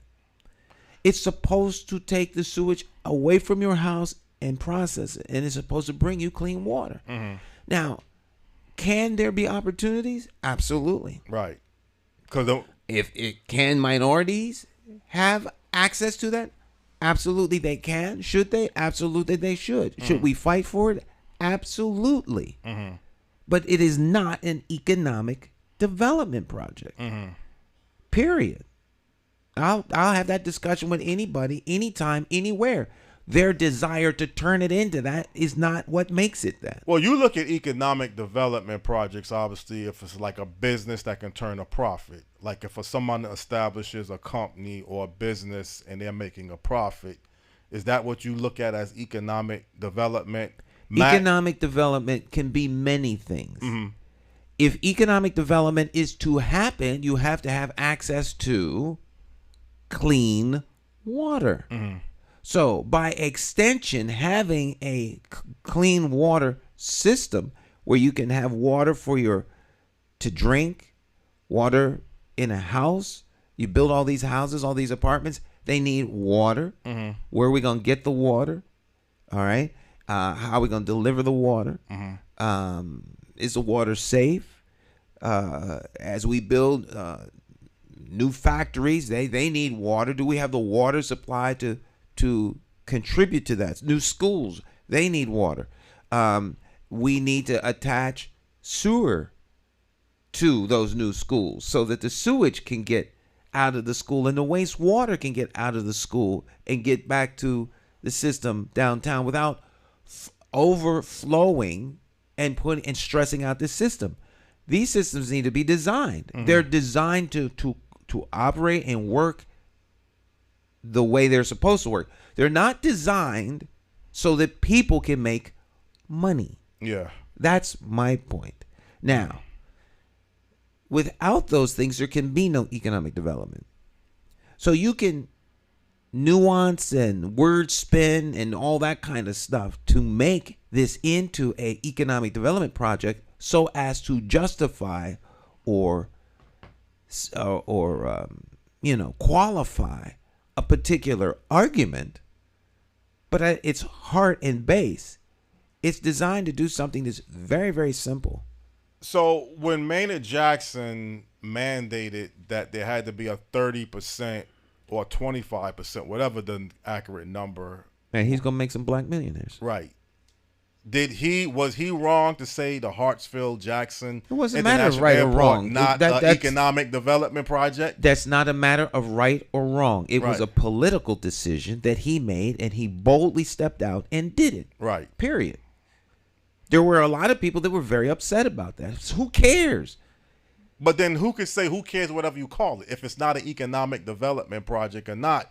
He implemented a strategy where minority contractors... And there's where the rubber meets the road. Right. He implemented it in spite of folk who did not want him to. And that's what I'm saying. Who cares? Talking about it does nothing. We need individuals in power, in place, who can implement it, not talk about it. It's not been implemented, has it? Well, because the last minority contractors, there was no way to implement them getting a certain percentage of the contracts on the clean water. Right, because those are political decisions. And if you were not in the seat of power or control the levers of power, all you could do is march and hold a sign. I have plenty of videotape of me marching, holding signs in front of the MDC. I lost a client. Oh, you have? Marching in front of the MDC. Oh, you did? Oh, yes, I did. Okay. All right. So I understand where you're coming from. But all of that doesn't make it an economic development project. That's all I'm saying. And also you lost your job. However, they want to classify the reason why they fired you at the Hartford Public Access Station. Many people would believe it's because you decided to run for mayor in 2007. It was. Okay. So you've taken some bold steps towards fighting for something that you believe in. So I don't want to get always. wrong. So it's not for me to try to convince you to buy into something that you don't really believe in, or you don't think it's a number one priority. I didn't say it was a number one priority. Mm-hmm. I didn't say it was or wasn't a number one priority. I'm saying it's not an economic development project. Right. That's what I'm saying. Now, if minority contractors have the means to get some contracts and they came to you or the Greater African American Alliance. The alliance has nothing to do with that. Nothing to do with that. If I was the mayor, right, I would do everything in my power to make sure that there is compliance with projects that are done in the city of Hartford, and that there is a minority component. There is local ordinances and legislation on the books here in the city of Hartford that currently are not being enforced, and that's why you see things happening the way these are the awards and that the victor gets. Mm-hmm. Elections have consequences, right? So if you want these kinds of things to happen, then you need to vote for somebody who's going to fight for them, right? Not somebody who's going to talk about it and then when they get in office do the opposite. Right. The people make this decision, right? But these are political decisions. Well, again, I can understand, and I'm not a I'm not a politician or I'm not an elected official, but I can kind of look into it. Wouldn't have been politically correct to say through legislations that 25 or 30% of the work on North Hartford or the North Hartford infrastructure project should be done by minority contractors. That can be legislated. Okay, but all it takes is the will of the legislature and the will of the people of the state of Connecticut to make that happen. Right. It has not happened as of yet. These are political decisions. And nobody dropped the ball by not implementing that or not advocating. It's not a matter of dropping the ball. It's a matter of political might, muscle, and power, Jonathan. Okay. Everything you want to do, there's someone that doesn't want you to do it. Mm-hmm. Everything. Yeah. Somebody wants pizza. Another person wants West Indian food for dinner. Mm-hmm. So now you have a political situation that needs to be resolved. So how are you going to compromise? Right. It doesn't matter what it is. There's always going to be opposition from someone to it. Mm-hmm. That's life. Yeah. So now you have to figure out where can we compromise. In some places, the compromise doesn't happen. The argument is bitter, and people go to physical, blows. Countries are at war because they have a disagreement. Mm-hmm. People kill one another over disagreements. Yeah. So these things shouldn't be taken lightly. For people to think that somehow because I want something, someone's going to roll over and give it to you, that's just fantasy. Mm-hmm. It does not work that way. Well, you know me, Stan, I'm just a person that likes to be told up front. I don't like to run around, and I don't like to be jerked around and play games with. That's cool. And I've had some experience with one entity towards this, a couple years ago. Well, if there's a good project out there and it makes logical sense, we would obviously look towards supporting you and the network that you are a part of. Well, they're not telling you the truth, John. They're not telling me the truth. Yeah, right. Some people are less than truthful. Right. I mean, you have to be prepared for that. Right. You can't hang your hat on, well, someone said. All right. And? Well, they didn't tell me the truth. Yeah. And? move on. Move on, yeah. I mean, you can't lament over something that somebody, or maybe they changed their mind, didn't have the courage to tell you that it wasn't going to work out that way. Could be any myriad of reasons. Right. You know, we're only in charge of how we respond to what's happening. We do not have access to the other person's brain. Right.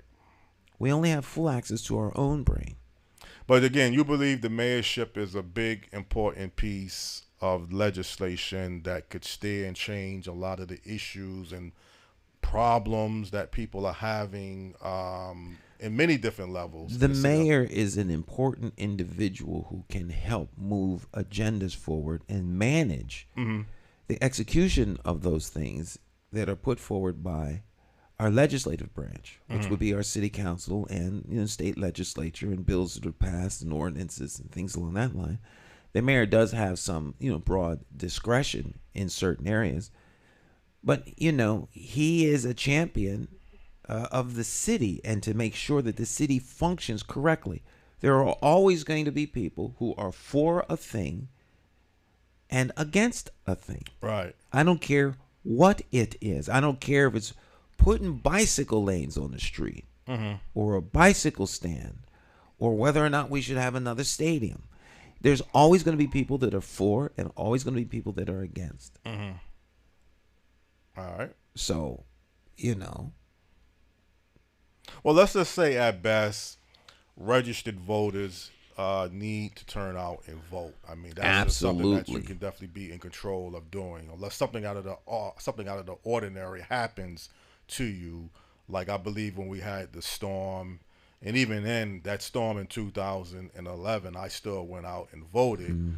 But some people the big ice storm. Yeah, the big ice storm. But some people said that had a lot to do, because even the day of that election in 2011, it was a nice sunny day. But people was telling me, well, people's minds weren't really on voting, and they just was consumed with the ice storm. And that kind of folks were spending nights in shelters. I was one of them because it was cold and there was no electricity. I do remember you coming on Channel 5. Yeah. But that doesn't change anything. All these things are part of the dynamic. If you're running for office, then you have to live in the space of the moment and in Realville. Just because you want to win doesn't mean you're going to win. Right. Just because you run doesn't mean everybody else going to sit down and let you win. The reality is there are a lot of different things at play in a political contest. And there are a lot of people who want to win, and then there are a lot of people behind people who want them to win.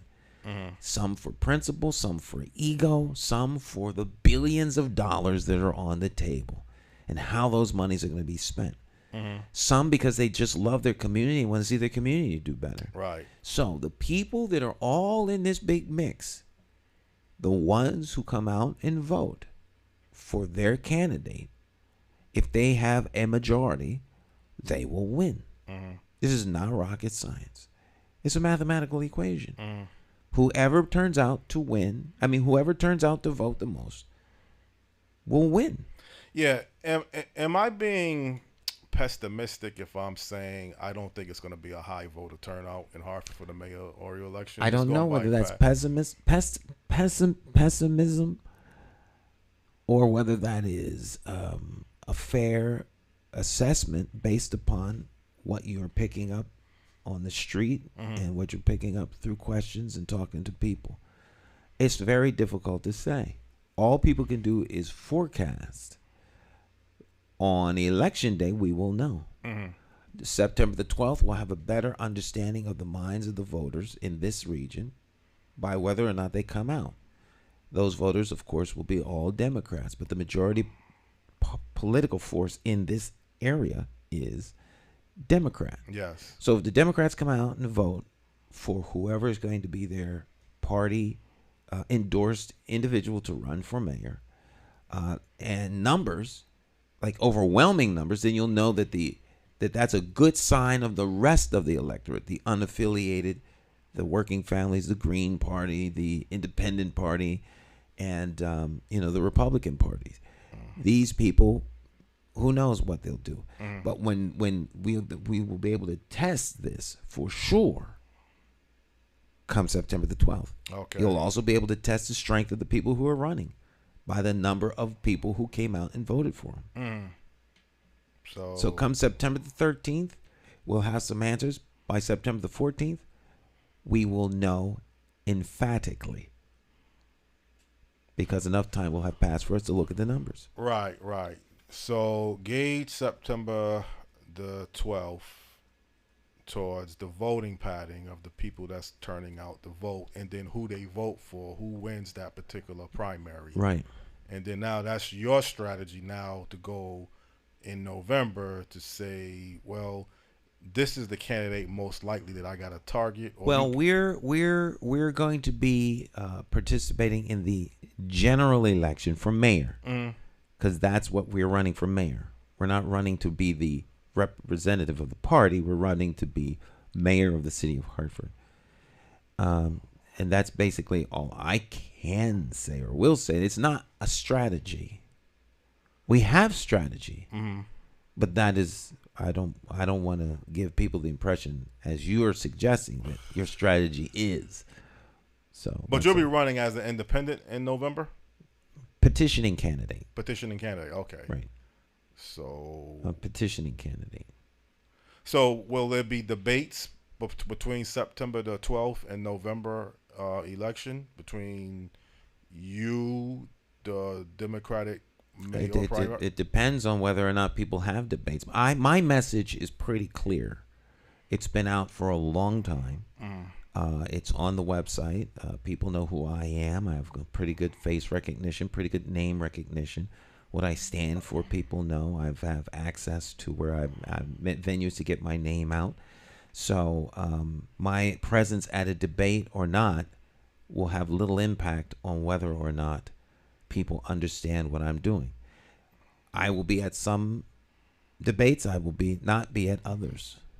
So most of the debates for the primary between now and election, if you're not on the ballot, you probably will not be invited to the debate. But it all depends on who's putting the debate on. Right. That doesn't mean I won't answer the questions asked at the debate.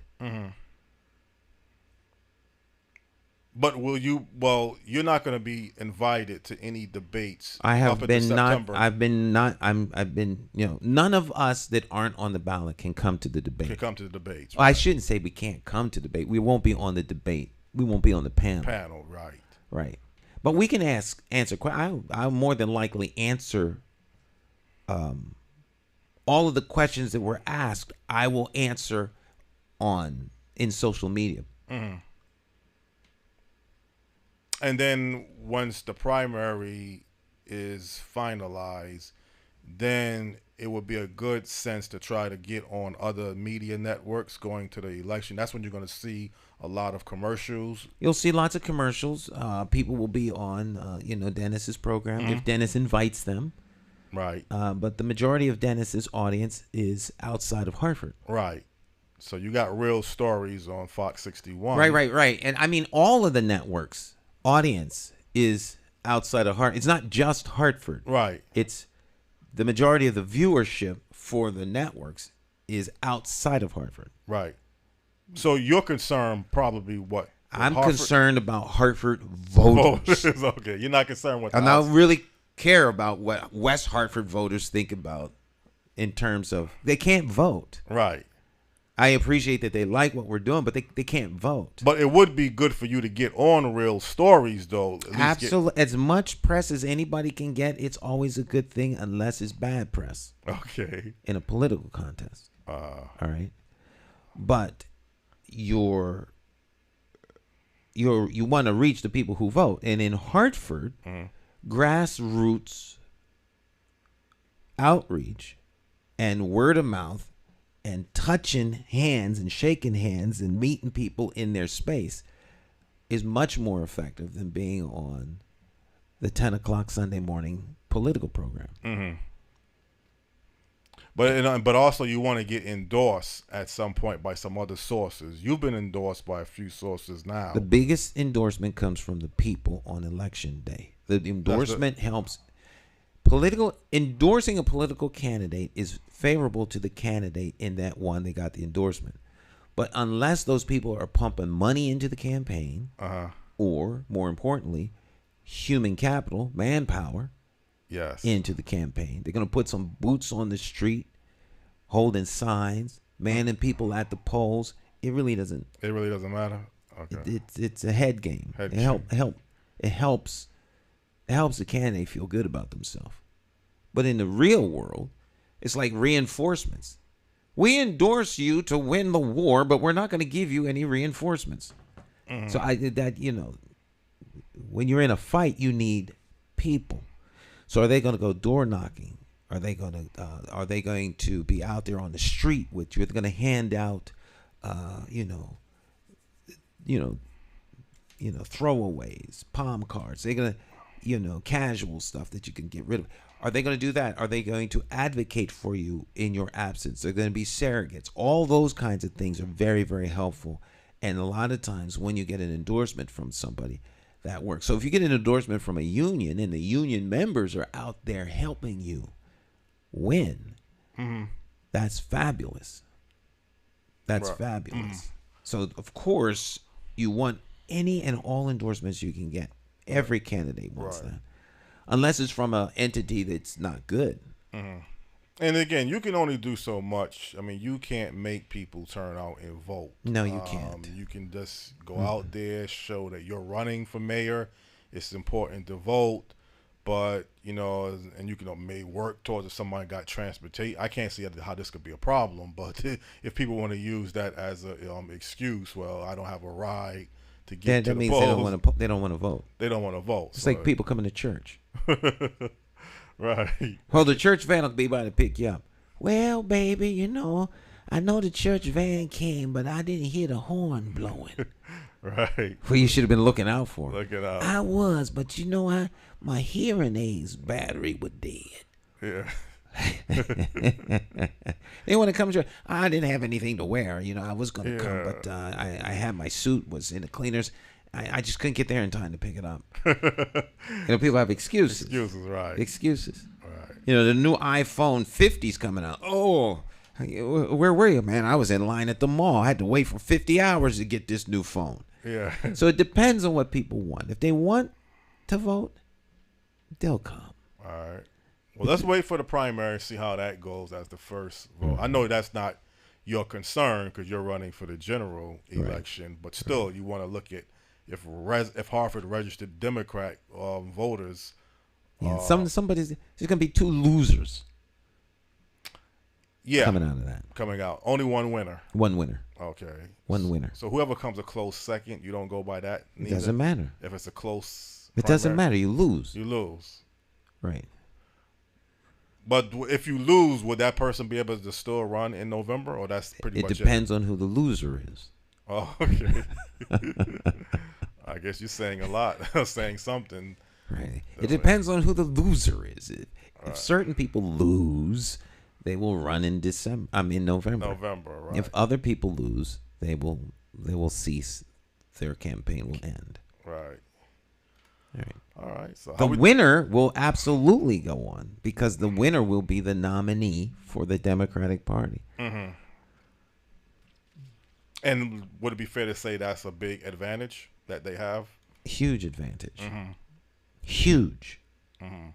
Can't be understated. Okay. In a Democratic city, a city run by Democrats, to be the endorsed candidate is tantamount to a victory.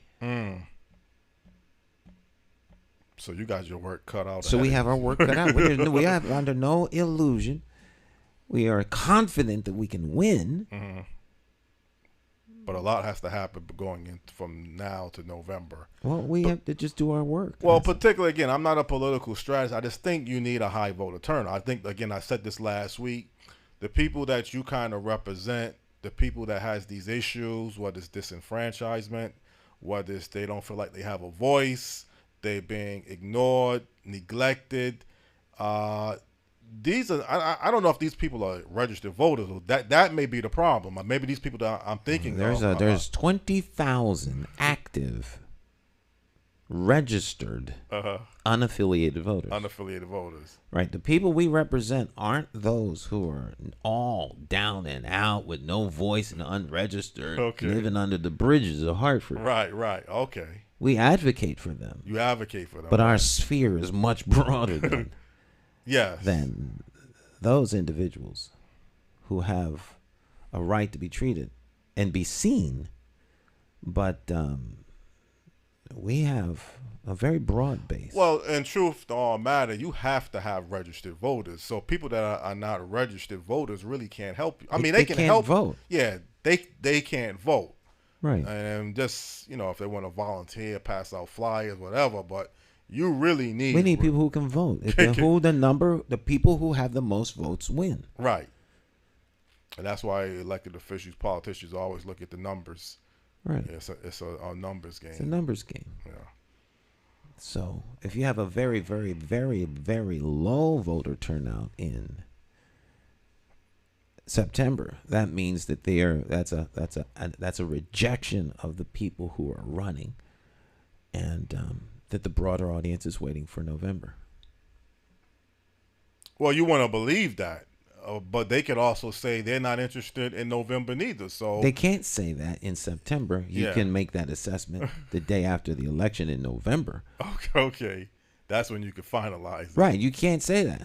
Well, I can't say what's going to happen in September, but I can tell you what happened September the 13th. Right. And from there, we can begin to build some projections. So if there's a low voter turnout in September, is that a discouraging assessment then? If that... Not for me. Not for you. Okay. All right. Well, that's good, though. That don't discourage you, because I would like for the... There's only one person I am concerned about in this election, and that's me. Yeah, okay. I could care less about any other candidate. Right. This is not... Some of these people are friends. This is not a friend game. We are opponents. No, but I mean the numbers of people that's voting. I think if there's a low turnout, and let's prove me wrong. Let's just say there's a high turnout. Mm-hmm. That would sound like that would be a good encouragement. A high voter turnout with a big win for one of the three people running is a message. And that's a message that the party has a lot of support, or that person has a lot of support, and they will be very difficult to beat. And then that's when you got to target the unaffiliated voters. The Republicans are such a small number. I don't know if that even makes political sense, but let's just say the unaffiliated voters that you have to target. Let's just wait and see how the primary goes first. That's the first. That's all we can do, John. Yeah, that's all we can do. Right? We don't know. We don't know. Right. And the polls are going to be less than helpful. Because the polls, and I actually had a polling person call me. It's always funny. The questions beg the answer. If you don't ask the right question, then you're not going to get the right answers. So a lot of times the questions are skewed to deliver an answer that the person asking that the person commissioning the poll wants to hear. So, you get skewed results, and therefore your data can be not helpful. Right. But we don't have anybody doing polls, so that's not a problem we have to worry about. So, but I only say that, remember the data for Donald Trump first time around. It wasn't until like 10 o'clock at night that they realized he was going to win. They had all kinds of rationale for why he can't win. Right. The data, but the polling wasn't correct. Well, again, I mean, I'm not saying. See, people. I have to understand. People have to understand what is the role of a mayor, what is the role of city government in public safety, running your board of education or whoever you appoint or select, other fiscal conditions of the city, the mill rate, quality of life, affordable housing. It's a lot of issues. A lot of issues. But usually for a person, whatever gravitates to you, you come up with something as a candidate that gravitates to me. You could almost say it's like you're telling me something that I want to hear, but then that's not always the best strategy, because if you can't deliver it, then it doesn't make you real. It doesn't hold you as a credible person. But that is very, very true. But unfortunately, the vote's already been cast, and the uncredible person is in office. Is in office, right. Because they told you what you wanted to hear. Now, oh my God, they lied to me. They was less than truthful. Now all of a sudden everybody wake up, it's too late. So you have to do your homework in advance of the voting day. Well, it might be a little more to it than that. The mayor, Luke Bronin, had the machine. He had a strong campaign, advertisement. He convinced people that spent $1 million. Spent $1 million. That's quite a bit. He's on WFSB. Every time I look on the TV, I see him. He's talking about he's helped the city get out of bankruptcy. He's helped develop new housing. So people bought into that. Whether he really was responsible for that or not, people said, wow, Mayor Luke Bronin, this Hartford didn't go into bankruptcy under his watch. Maybe he did something correct. Whether, again, it was his ability, people bought into that. And again, $1 million. I don't know so much that people bought into it. I think that some of the things that were done are things that were not so bad. You can't take from the mayor the things that he did that were beneficial for the city. That would be disingenuous. It would be wrong. Right. That doesn't mean that one is in agreement with him. There's clearly a lot of people who appreciate and like the mayor. Otherwise, he wouldn't have been elected. There is an agenda, and there is a vision and a plan to implement the things that the mayor has done, and that plan is still in play and still in place, and there has been selected an individual to carry on that plan. So, anyone that wants to change that trajectory needs to vote for someone other than that person. There are things that many believe should be attention given to. Now, whether or not that'll happen remains to be seen. And we'll find out in this election. That's why you have elections. And then after the election day passes, there's a mandate. And those people everybody get behind the winner and let's move on. Well, that's pretty much all you can do. That's all you can do. At that point. All right, well, again, we're going to be taking a break, I guess, the next couple of weeks. Labor Day is in 2 weeks. All right, we're off on Labor Day. Some prior arrangements for next week. Oh, yeah, I forgot about that. Yeah, next week is the convocation. Yeah. Hartford Public Schools convocation is next week. That'll be live during this time. Oh, okay. So there's no show next week. Yeah, no show next week. Okay, so. And then the week after is Labor Day? Yeah, so unless I can get Quincy Jones for Labor Day. If you get the cue to come in. You make an exception. We'll make an exception. He'll land his private helicopter over here in the parking lot. And make sure he has ample security. We'll block off the street. The mayor will give him a key to the city. Yes. There'll be a lot of fanfare. Unless we bring him in, undercover. And no one will know he was here. Right. We have him come in on Lifestar and have a hospital ambulance drive up here with the lights off, and he can get out and yeah, we'll see. Quincy Jones is a big goal. I want to talk about the Michael Jackson Thriller album, and who better to have than the producer. But if anyone can get Quincy Jones on this program, it would be you, John. Exactly. But like I said, hopefully, things will go good for you over the next couple of weeks.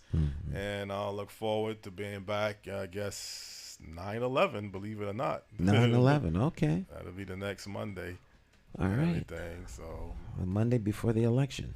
yeah, the primary election, Rob. The Monday before the election. Okay. All right. Well, thank you for the opportunity for this morning's interview as well.